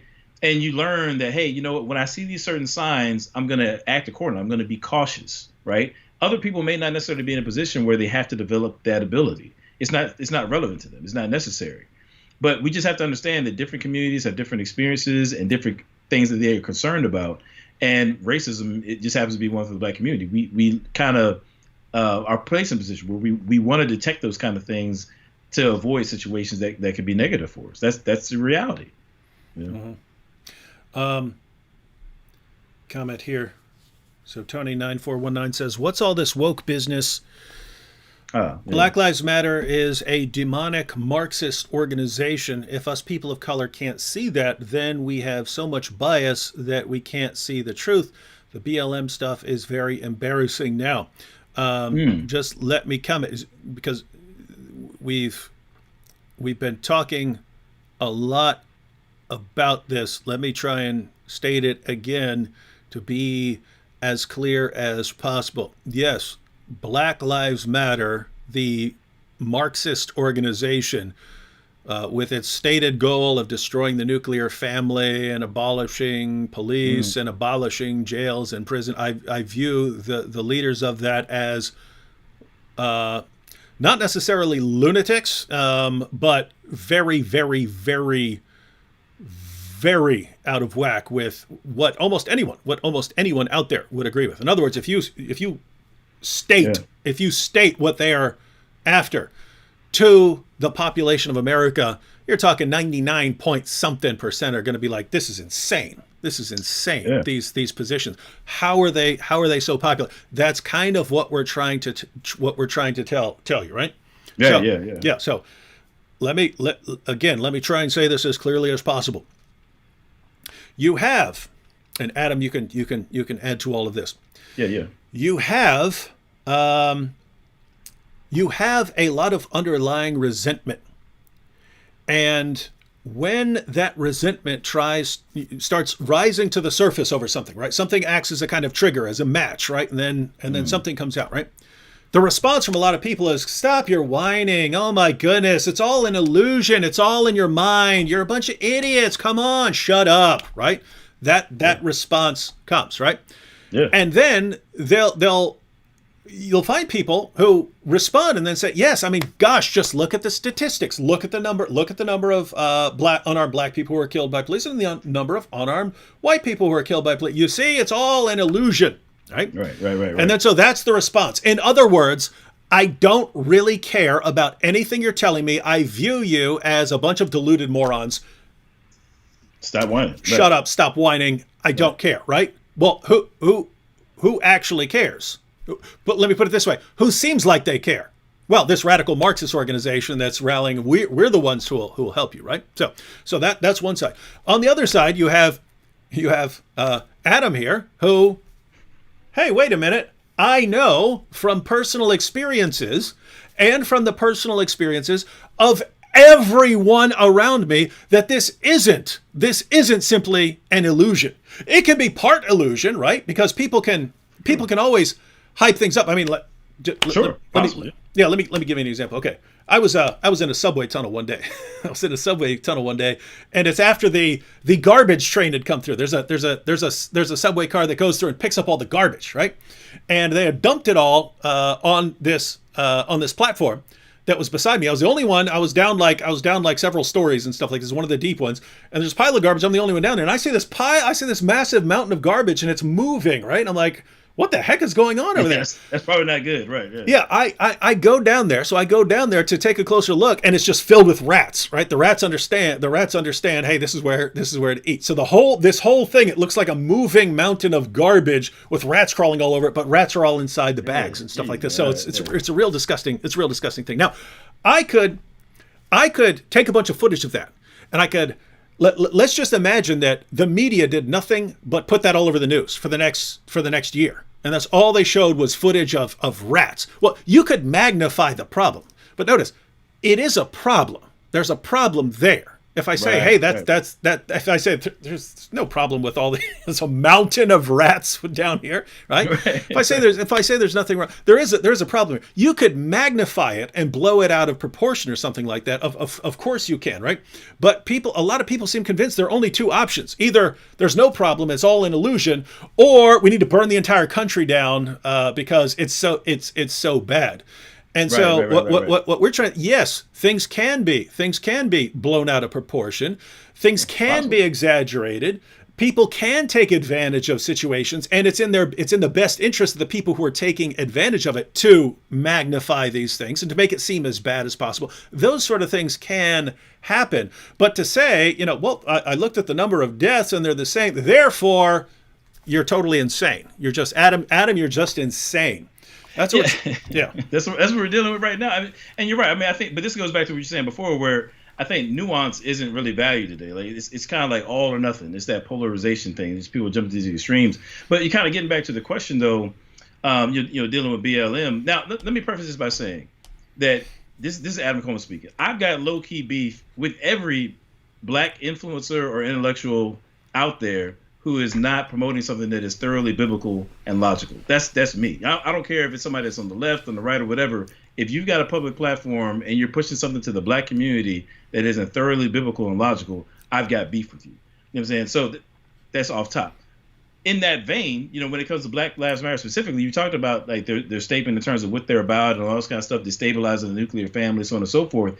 Interestingly enough, within like the last week and a half, they actually took that off of their website. Now, I don't believe it's because they've had a change of heart as an organization. I think they recognize that if they're going to market themselves to the black community, they want to try to make themselves as not objectionable as possible. So I think they're trying to hide their hands, so to speak. But as an organization, certainly, I don't stand by them in terms of their list of belief statements and so forth, right? But for me, even though I vehemently disagree, I'm not a Marxist. Let me just make that clear. I'm not a Marxist. I don't rock with cultural Marxism, whatever other label you want to throw out there. That's not Adam Coleman. I'm calling people back to a biblical reality and saying we need to live that out. We need to do justice as the Bible says. Now, along those lines, I do think it's important that if Black Lives Matter is not only as heinous as it is, in terms of its what do we believe statements, but also at the same time, you've got this centralized statement of Black Lives Matter. Like, why not investigate what is it about that statement that resonates with so many people? All right, we know the organization is not standing for what folks are, even in the black community. The black community is traditionally more conservative than what Black Lives Matter is. What is it about this statement that resonates with so many people, that people are willing to, just kind of look aside from all this other stuff and say, man, I really rock with that? That's what we really got to deal with. From my perspective, really what needs to happen, and I think this is what you're alluding to, the reason why these organizations like Black Lives Matter, and it's not just Antifa, whatever, the reason why these groups can flourish the way they do is because the church, Christians, I'll say, have abdicated their position in the public square, right? Nobody should be louder for justice than God's people. In any context, nobody should be louder for love, justice, equality, treating people fairly. Nobody should be louder for those things than Christians. But when we abdicate, when we abandon our position in the public square, being a voice for those kinds of things, then we create a vacuum that allows for other folks who are going to handle these things in a way that doesn't align with the biblical worldview. And then we sit back and complain about it. Oh man, they're doing this, they're doing that. Okay, cool. You know what? The best way, I'm gonna give you guys a cheat code right here for all my video games fans, right? Remember Game Genie back in the day? You plug that thing in the car. I don't know. I'm kind of maybe dating myself a little bit. I had the 8-bit Nintendo. You know what I mean? But back in the day, you had the Game Genie. I had the 8-bit. Okay, there you go. You can put in the code and get like infinite lives. I'm gonna give you all the cheat code to destroying Black Lives Matter right now. You ready? Up, down, left, right, BA, start. AB. You were close. I think it's AB. Hang on. Up, down, left, right. Yeah, we were talking about Contra. All right, we're gonna have to see who's right on. Okay. You got to run a poll. Like, who's right? Is it BABA or ABAB? Select start. You got to select start, right? You know what I'm saying? All right, so here it is, right? I'm going to give everybody in the chat the cheat code to destroying Black Lives Matter. Here's what you do. Create an organization that is biblically based, logically consistent, and go harder than Black Lives Matter ever could for justice in the public square, such that you replace Black Lives Matter with something that looks like Jesus. That's how you destroy Black Lives Matter. You're not going to get rid of it by sitting back critiquing it. That's not going to work. We know that's not going to work because people critique it all day long. If you want to get rid of Black Lives Matter, replace it. That's what we need to do. And I'm all with that. I'm saying replace it with something that aligns with the biblical worldview. That's it right there. Yeah, and kind of what we're pointing out is you need to do something like that because if you just deny that anything's going on, other people are going to deal with it for you in a way that you really, really don't want, because you can have that's a characteristic of a fringe group, right? Mm-hmm. So if you're a white supremacist group, right? If you were a white supremacist group, well, most people aren't going to want to get on board with you. So if you wanted to gain traction, you have to attach yourself to some cause that people believe in and portray yourselves as the champions of that. Same thing. If you have the views that Black Lives Matter, the political Marxist organization has, no one's going to be on board with you. So you have to go. The only way you can survive and thrive is by latching on to something else. And I'm gonna be real. Let me just say this: I keep it 100 wherever I go. My rule of thumb is wherever platform I'm on, I'm gonna keep the same energy regardless, right? Now the reality is this: I'm just be real, okay? I wish it wasn't the case that one or some of the leaders from Black Lives Matter came out and said that they were trained Marxists. I really wish it were the case that they had this proposition, Black Lives Matter, that I could get behind, this list of tenets that I could get behind, and their leadership was right thinking. I wish that was the case. And it pains me to say, it's like, man, I have to begrudgingly admit, daggone it, man. A lot of folks were saying that this, you got Marxism in the midst and all that. Now, I think a lot of times it's overblown, but in the specific case of those leaders, obviously they've been influenced by Marxism. That's undeniable. That's the facts. Now, I happen to think that the terms cultural Marxism and Marxism get thrown around far too often, but in this specific case, that's what it is. Therefore, if I'm going to be real, like, look, I can't support Marxism. You know what I'm saying? In its entirety. Now, I think that there are certain. I'm getting myself in trouble. I think all man-made systems are flawed, and therefore there are certain Marxist, critiques that flow from the Marxist ideology against capitalism that bear themselves out. They really are real. But I think you can say that without imbibing Marxism in total. I just totally lost like 50 subscribers right there. No, you're just to for the sake of solidarity, he's right. I believe capitalism is insanely superior to Marxism, but it's known that capitalism is going to lead to certain things like massive wealth inequality and so on like that, right? Sure, and that's just a feature of it. It has all sorts of benefits. It has all sorts of benefits which make it superior to Marxism, but that's something that Marxism will latch onto. Marxists will latch on. Look at that. Why does that guy have $100 billion and you're struggling to survive? That's not fair. Therefore, let's ignore the good features of that system and burn it down and take this system, which is supposedly going to do away with that inequality. Although it's going to, destroy your entire country, but right. Yeah, that's sort of. Well, yeah, and it's the thing. If you love America, right, then what you want to do is you want to take whatever, like capitalism. We'll stick with that example. You want to, be the best of whatever it is that we can be. So you're going to say, you know what? If there is some sort of critique that Marx or whoever else that flows from that tradition levies against capitalism that just happens to be accurate, then. And it just for the sake of being intellectually honest, then what I want to do is I want to take that criticism head on and see how I can improve my system, or at least account for it within this larger framework. That's what you want to do, because then you make yourself better. Even if you never, concede the entire, just to Marxism entirety, hopefully you won't. But, make your system better. Don't just say, oh, no, it's just a Marxist, no, examine the critiques and take them seriously. That's how you become a better person. That's how you become a better community, a better society, right? Mm-hmm. I just cost you like 500 subscribers right there, bro. Adam Coleman's a Marxist. David Wood is a Marxist. Just doing you think I'd do this live stream if I wasn't willing to get in trouble? Right. A couple more comments here. So David Hawk said, so this is going back to what we were talking about earlier when you were talking about personal experiences and so on like that. And David Hawk says empirical data or personal experience.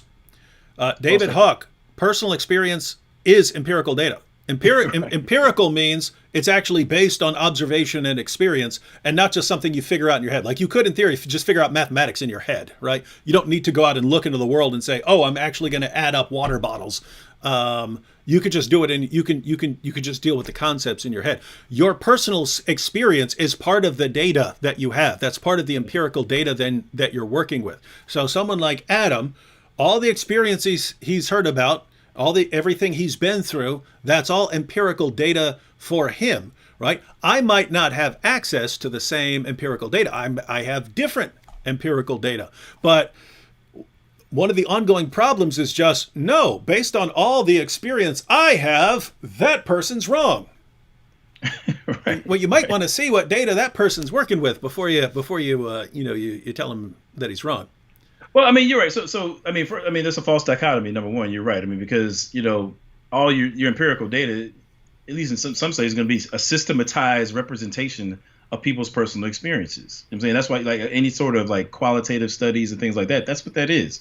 But aside from that, I don't know why I feel like I've been talking about epistemology all night, but from an epistemological standpoint, there are different types of information that justify a belief or a proposition, right? So perfect example, right? I don't have any empirical data that David Wood specifically is not a racist. I'm saying, but I can justifiably say that I know that David Wood is not a racist. I'm saying because I've eaten with this man, I've we hung out, been to his home. I'm saying I've seen him interact with people. I have all this personal experience with David Wood. You know what I'm saying? Now he might shut this live off, and for all I know, he might have a Klan uniform hanging up behind him right now. I don't know. I actually do have a Klan uniform that I use for videos. I use them for videos, right? You don't remember Muhammad Meets a Klansman? That's right. I forgot about it with the taters and with that. But yeah, so I've got personal experience that lets me know that David Wood is not a racist, even though I don't have empirical. I haven't done some sort of study, right? Anyway, I'm kind of belaboring the point, but the bottom line is we function off of experiential data all the time. Mm-hmm. Nobody lives their life on statistical data alone. That's literally impossible. Nobody does that, and so we need to take various. It's not to say that statistical data isn't valuable.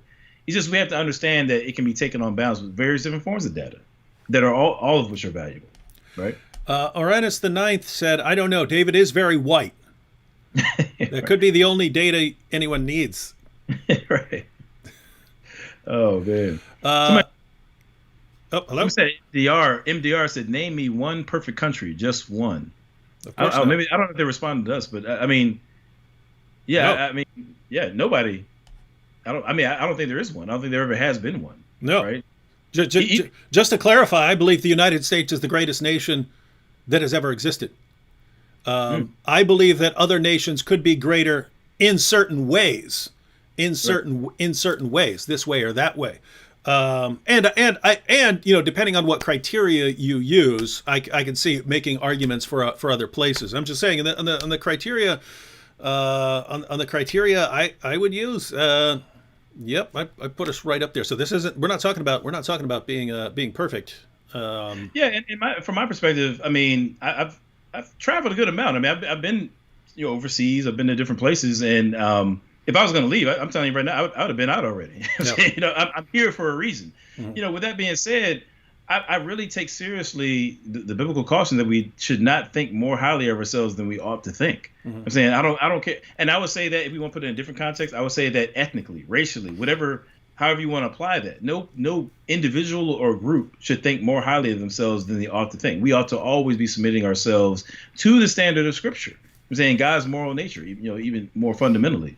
That's what we ought to be doing. So yeah, all of our righteousness is as filthy rags. With that being said, in any given context, I think that Christians ought to always be pointing to the biblical reality of God's holiness. We ought to always be pointing to the virtues that are, just impressed upon us, being that we're made in the imago Dei, by general revelation, and then expressed in God's special revelation. We ought to always be doing that, no matter how good this country gets. Mm-hmm. I hope it gets better. I want America to be great.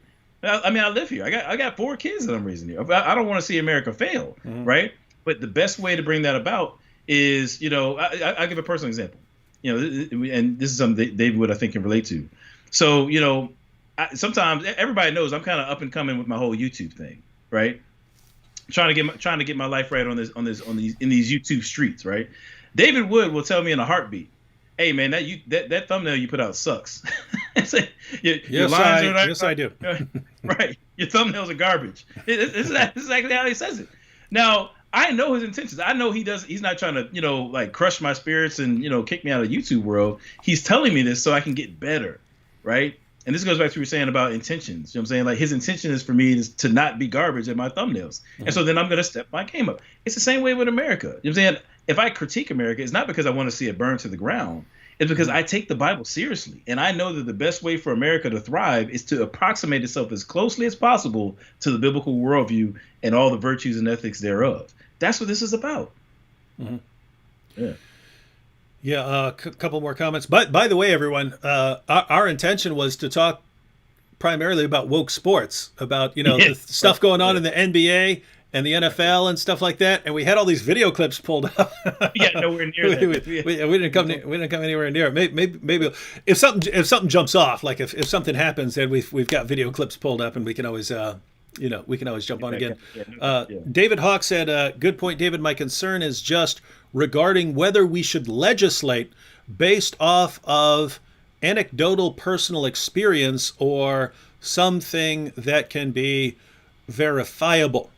Well, to be clear, I wasn't even talking about legislating. I'm just saying when let's say Adam knows from experience, hey, cop pulled him over and said, "Did you pay your child support?" What the heck, right? What the heck, right? Right. When you have a bunch of experiences like that, and a bunch of people that Adam knows and trusts have all shared these experiences, and he has no reason to think, "Oh, my mom's making up that story. My wife's making up that she was bored, so she came home and made up that story." He has perfectly good reason to believe these things. Then, when someone says when someone says to him, "Come on, stop, come on, it's all an illusion.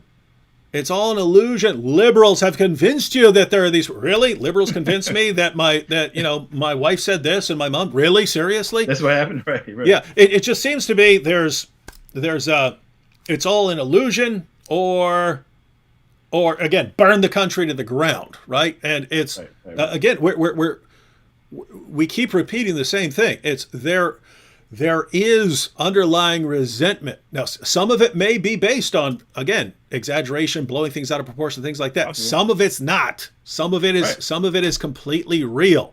And when you ignore or minimize it, right? So notice there are people who are amplifying it for their political agendas and so on. But when you minimize it or pretend it's not there, you're just making way for someone else to take advantage of it. Yeah, and that's the thing. Like we talked about with the resentment, for example. Like if you are a part of a community it's just a part of the communal experience to have your value denigrated on the basis of your skin and the people group that you belong to. If you're a part of that community, and there are these agents of the state who are in your community who are acting things out that seem to be in accord with furthering that denigration of your personhood and value, yeah, of course you're gonna resent those people. You know what I'm saying? Now we can talk about what's the right way to respond and things of that nature. I think there's ways to respond, but we have to understand that brokenness breeds more brokenness. That's what happens, right? And the question is now, to your point, David, like we don't want to be in denial. What we want to do is be responsible and responsive. Now, actually, I'm going to say this, though, to kind of help the guy out who mentioned about the legislation. I think what a responsible society should do is to say, hey, if we've got a group of people who are reporting X, then what we want to do is we want to investigate X, right? We want to look into it. And that might involve certain types of studies where we can bring together certain quantifiable data. And he used the word verifiable. I think he's mistaken on that because personal experiences are verifiable, but I'll just say quantifiable, right?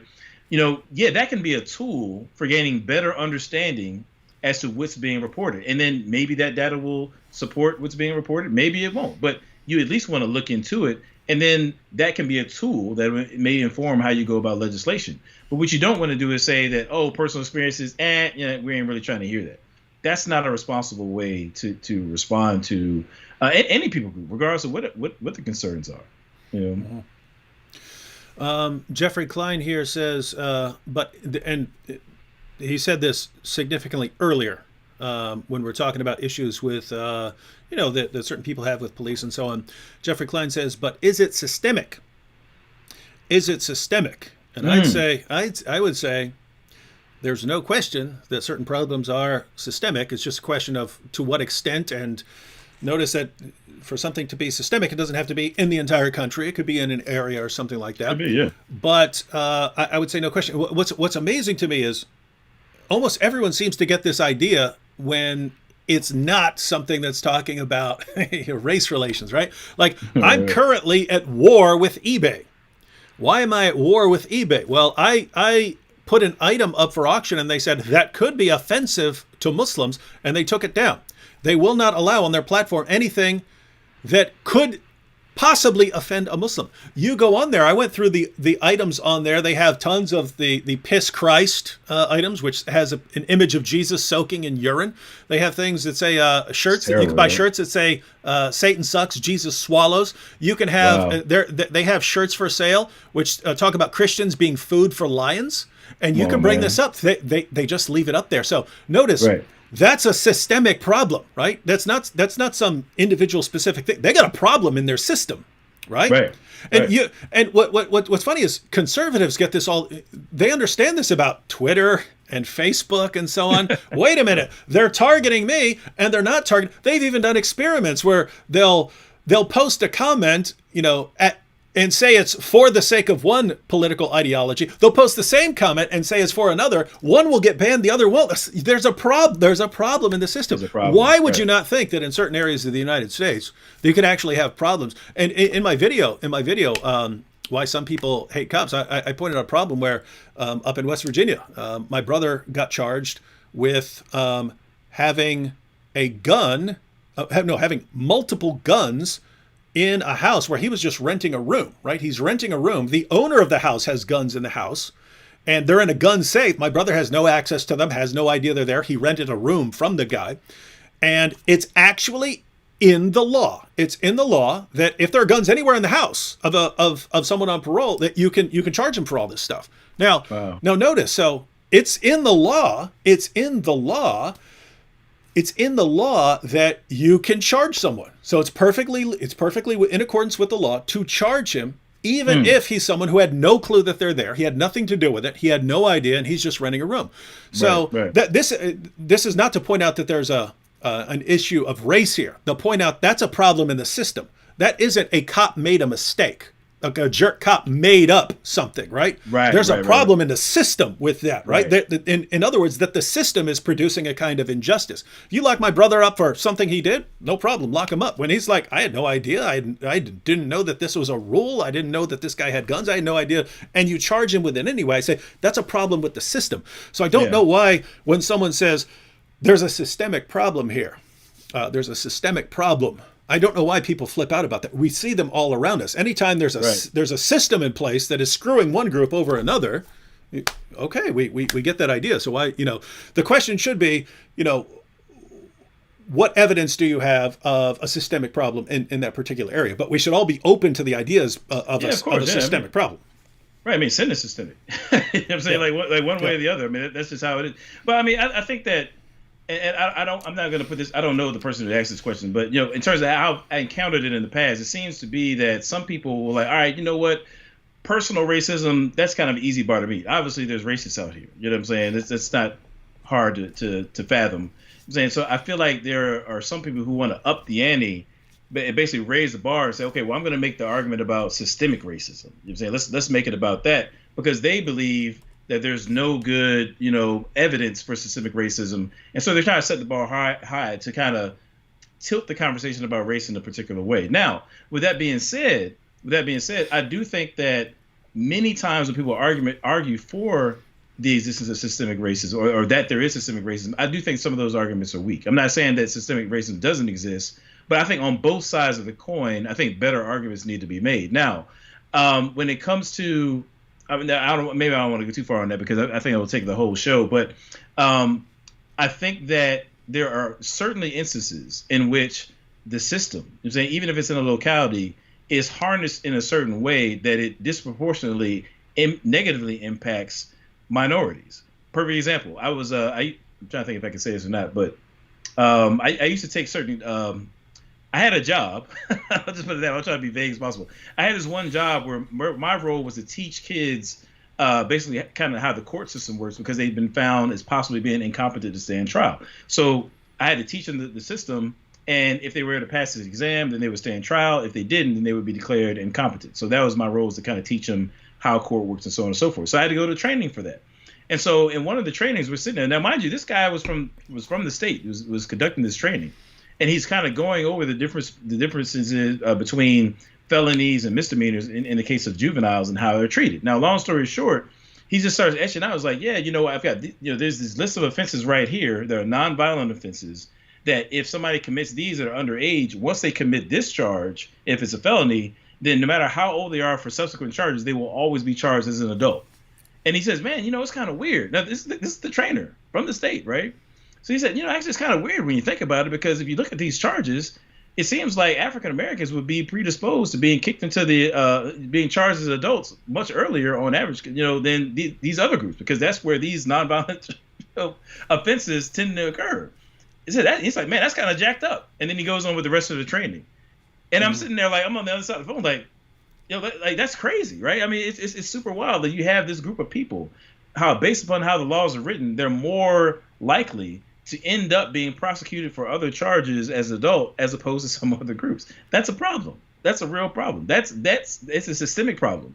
So any given lawyer, any given prosecutor that's pushing for this or that, outcome for that person, it's not their fault. There's a problem with the system. You know what I'm saying? So I kind of was, rambling a little bit, but I just want to say, let's, on both sides, let's not make assumptions. Investigate it. If you feel like there's no systemic injustice, find the best arguments, for systemic injustice, and grapple with those. If you feel that there is systemic racism, rather, find the best arguments against your position and grapple with them. That's how you really sharpen your position, not by making assumptions. Yeah. Should probably take one or two more and be up out of here. Daniel, yeah, we're the worst, man. We had like 5 video clips and didn't get we had a bunch of of video clips, and you didn't get to any of them. You kept talking too much. Right. Hey, just real quick, somebody asked a question. It was a while ago. It was a super chat, but they asked have either one of us read Thomas Sowell and have we watched Larry Elder's Uncle Tom film? The Larry Elder film, the documentary called Uncle Tom, is about black conservatives by a guy named Larry Elder, who is himself a black conservative. I think Candace Owens and a bunch of other folks were in it. It's a relatively new film. I've been meaning to watch it. I haven't watched it. I'm not a fan of Larry Elder, but I do intend to watch it. As far as Thomas Sowell, I got books sitting around here right now from Thomas Sowell that I'm working my way through. I am familiar with him. I've seen him speak, and it's part of my own project personally to kind of just comb through his works, because I have certain questions about conclusions that people come to. But to answer the question, yeah, I've read some Thomas Sowell. Maybe who else should watch it?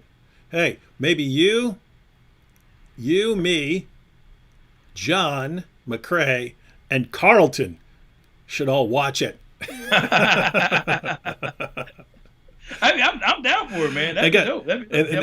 Then we'll go live and discuss it, because guys, if you don't know why that's funny, it's some of the people on that list are going to have some very different. It's going to be very different responses. Yeah, it's going to be straight fire. I tell you, hey man, look, Carlton is no joke, man. Carlton is no joke. No. That's sharp. I just want to see. I wouldn't want no smoke with him. I want to see Carlton and John argue over that, though. That would be you and me just bring popcorn. Get your popcorn ready. I'll just sit back and watch, man. All right. So this comment, this is kind of it seems like a specific comment, but it's kind of I put this up because I think it draws attention to what I was talking about, what it means for something to be a systemic problem, right? So Daniel says, isn't it the responsibility of the parolee to notify the homeowner about the firearm rule? I think they give them clear instructions when released on parole about being around guns. Now, Daniel D., I am a former parolee. Whatever they told, they did tell me that I can't have a gun, and that they made that clear. I have no recollection of them telling I can't rent a room for someone in a house and that I have to inform this. So you might be overestimating how clear they are in the rules. So that's one thing, right? Maybe in certain areas they are very clear. I can say from personal experience, in other areas they are not very clear at all, because I have no recollection of it, and I would not have thought twice about renting a place from someone who has a gun, and I wouldn't have known until I got in trouble for it. So that's one issue. Now, problem number 2. My brother was charged for renting a room from someone else who had a house, and in that house he has a safe where he has some guns. My brother's charged for those guns that he has no access to because the law allows that, right? Now, think about this. If you say, Adam, suppose I'm renting a room from you and I'm on parole, and I come up and just suppose you have 5 guns in your house in a safe, And I say, and you got a room for rent. And I say, hey, I understand you got a room for rent. Just want you to know, I'm a convicted felon. I've had gun charges before, and so I'm not allowed to be. So, or matter of fact, how about this? Hey, I understand you're renting a room. I'm a convicted felon. I was just wondering, do you have guns in your house? What's your answer going to be, Adam? What's going to be, I'm glad you asked. Let me just show you right to the gun safe right here. As a matter of fact, what I don't want you to do is put in this code that opens the safe. You know what I'm saying? Just, let me give you the code so you don't put it in. That's what I'm going to do, man. Now, obviously, I'm not going to let you in my place. That's what I'm going to do. Like, So notice, if you decided, hey, I'm going to rent a room to this guy, you're not going to tell this guy you have guns. Of course not, right? Yeah, you're not going to tell a convicted felon that you have guns, that you have guns in your house, right? You don't want the convicted felon to know what you have. You don't want to. Do you have jewelry too? Do you have what do you have that a guy can rob? Right. Right. So the point is Daniel D. The point is, best case scenario, the best case scenario, the felon understands very clearly, I am not allowed to be in a house that has guns. He goes to rent a room. Hey, sir, I would like to rent a room from you. But do you have guns? And the guy says, no, I don't have any guns here, sir. What happens when that parolee gets arrested? It's not in there. Oh, but if you don't know about it or something, it's not in there. You can't be in a house with guns. That's my point, right? There's a problem. There's a problem in the system, right? There's a problem that should be addressed. And notice, this can go to the police, to the prosecuting attorneys, to the judges, and the judge will say, yep, that's the law. Bam. You're in trouble. That's just how it works. So yeah, and so the question. So anyway, those are just examples of problems that are within the system. So the question is, I want to respond to something too. Actually, because somebody asked a question, I think kind of gets at this what we were supposed to be talking about anyway. But Billy Mandalay, says millionaire blacks still whine about systemic racism. How does that work? He's got that in all caps. I kind of want to respond to that because there's a couple elements there. First of all, let's be clear. We want to first and foremost think biblically about all these questions. Okay, that's what we want to do. So from a biblical standpoint, the wealth of a person, is independent upon, from whether or not they've been wronged. I'm saying, like, we don't evaluate whether somebody's been wronged based upon how much wealth that they have, right? So if you have it, you can't steal from rich people and be like, oh man, they're rich anyway, so what are they worried about? That's not biblical. I'm saying, if somebody has been defrauded, if somebody has suffered loss unjustifiably, then they've suffered loss unjustifiably. That's how the Bible looks at it. Okay, so wrong is wrong, basically, no matter who suffered it. That's the point there. Mm-hmm. Number two, economically, just think about, let's bring it down to America. We talk about tax codes all the time. I don't care whether you're on the left or the right. Tax codes is really important to people, right? We want to make sure that people aren't being taxed too heavily or not. Corporations are really big on this. I'm saying that, they feel like, oh man, we're bearing too much of the load. We need to, shove it down some. And then people at the lower end of the socioeconomic spectrum are like, no, we need to shift it back up. It's kind of like this hot potato between, the classes in terms of who should, shoulder the, tax burden more mm-hmm. so. Well, if it's obviously possible that corporations and wealthy people could be, at least in principle, taking on too much of the tax burden. That's in principle possible. And if that's going on, then the right thing to do would be to relieve them of that, if that were going on, right? Now, if you recognize that they were shouldering too much of the burden tax-wise, and you're like, screw it, they got enough money, I ain't worried about it, that's obviously unethical. You're mm-hmm. obviously imposing upon people more than they ought to be imposed upon. That's wrong, right? So at least on those two levels, you could have somebody who's a millionaire who suffered loss and still has something to say about systemic racism. If they've been wronged, their wealth has nothing to do with it. Lastly, the Bible tells us to love others as we love ourselves. And so if I'm a wealthy millionaire black person, but I know people are suffering in ways that I would not want I myself to suffer, then it's morally right it's biblically right for me to speak up for the poor. That's what the Bible talks. The Bible says, speak up for the oppressed. That's what the Bible says, right? So I want to be very careful here, that we're thinking biblically and logically through these things, not being swayed by, the narratives of our time. We need to make sure we're kind of cutting through those narratives with a biblical lens and saying, what does thus saith the Lord in terms of what's ethical in this or that situation? And people obviously can have a cause to be upset about systemic racism and being wronged in any way, whether they're billionaires or not, millionaires or not.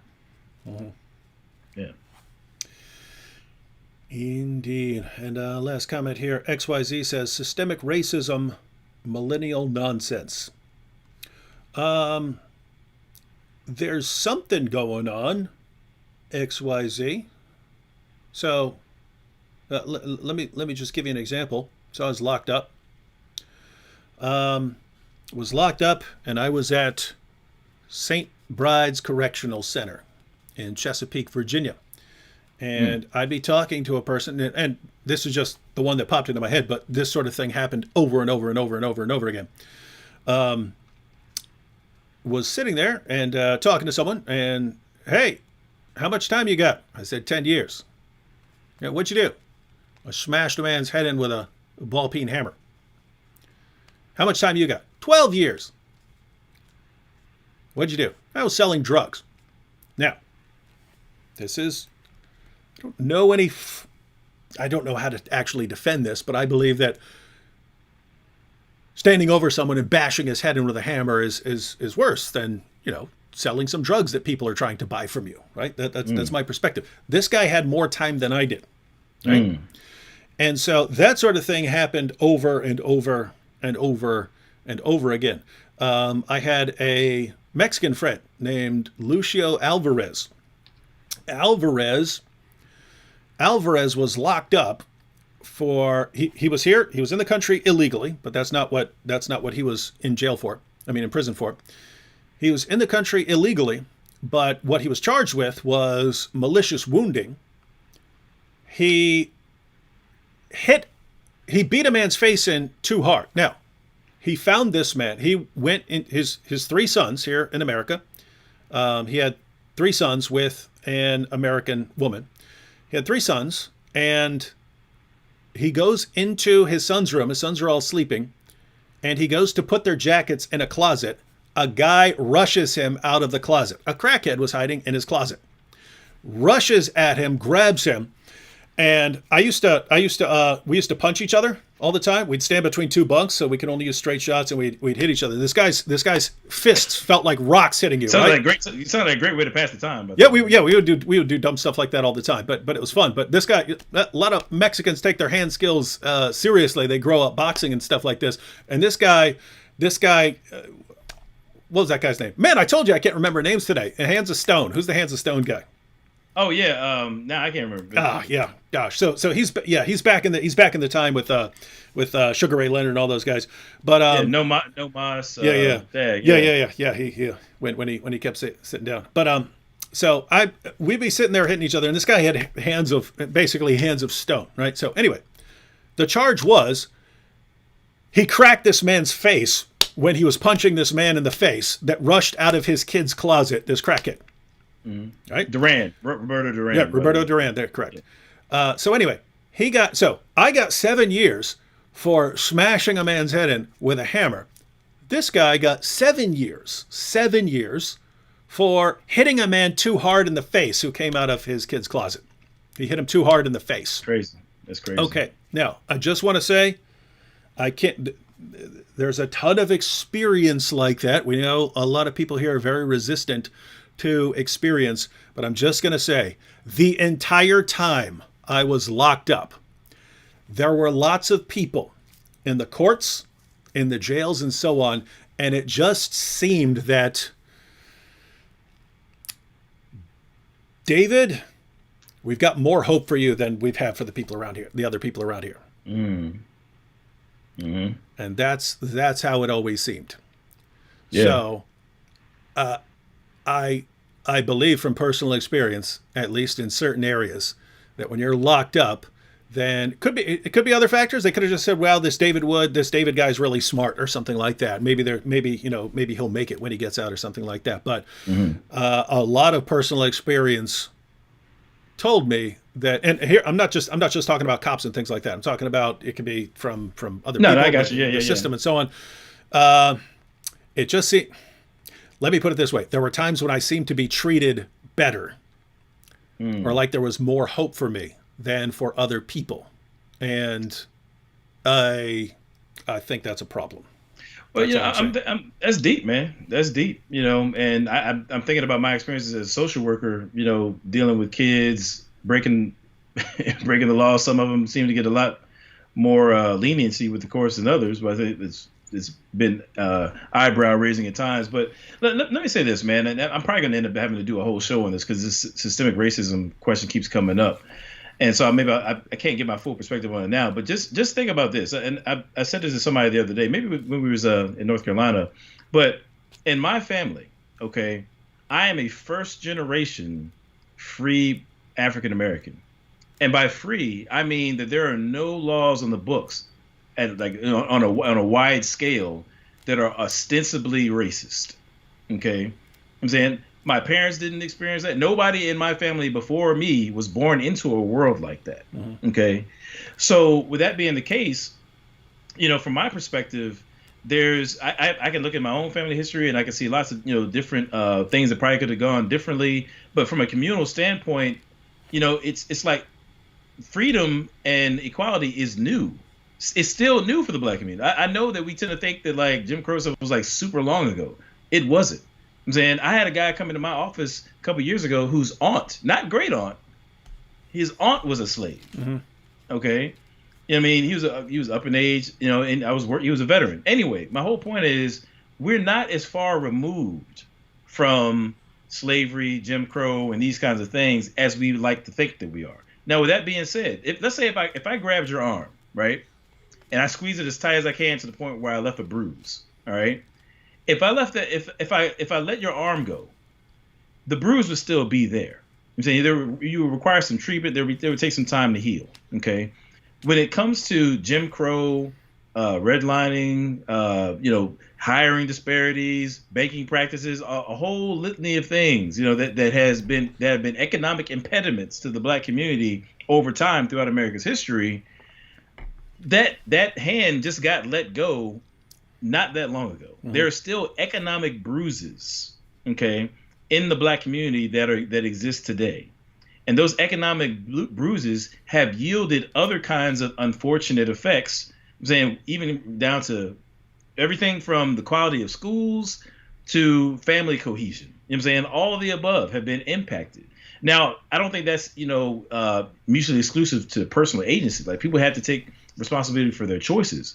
But biblically, again, we want to think biblically. Biblically, personal responsibility and collective responsibility are not at odds with one another. They actually have a complementary relationship throughout Scripture, right? And so what we want to do is we don't want to hold to a view that cancels out one or the other. I said that to say, there's some economic bruises, and I think the right thing to do for a just society is to address those. You know what I'm saying? That can reasonable people can disagree in terms of what that means and how they go about it. But I think a just society should address anything that militates against well-being unnecessarily. That's what we ought to be doing. So I'll probably do a whole show about that. But that's kind of like a sketch of kind of where I'm coming from. Yeah, and that's another example of a situation where a lot of people would want to say, "Come on. Everyone's got poor people, right? Everyone's got poor people. So enough talk about, the economic problems that, maybe can be traced back to known causes and so on." So we're back down to just completely ignore the problem. Don't talk about it. Don't try to find any solutions, or burn the place to the ground because it's so horrible and unjust. Right. And right. Guys are just they're killing me right now. They're telling everybody's saying just stop voting Democrat. I mean, I don't know if they're talking to me or what, but I don't know what that's about. But let me just clarify. First of all, I'm not a Democrat. I don't consider myself to be a Republican either. I consider myself to be independent. And my personal view is that really Christians have this this collection of values and principles that they ought to guide themselves by that is really best for human flourishing. And neither the Democrats nor Republicans, or if you want to broaden it out, neither liberals nor conservatives really have enough space for all the stuff that we have in our bag. So what we need to do is really be Christians, live out the biblical ethic, and bring that bag of ethics and principles with us to make the best out of whatever side we find ourselves on. But I'm not a Democrat, so I'm not exactly sure where people are coming from with that. But yeah. Yeah, well, I told you before. I'll be talking, and I will hear. I'll get comments from people on one video, and it's, I can't believe you're such an idiot, radical Trump supporter, right wing, blah, blah, blah, blah, blah. And then I'll say something in a different video or live stream or something, and I'll get, I can't believe you're a social justice warrior, blah, blah, blah, blah, blah. David, you sound like a Marxist.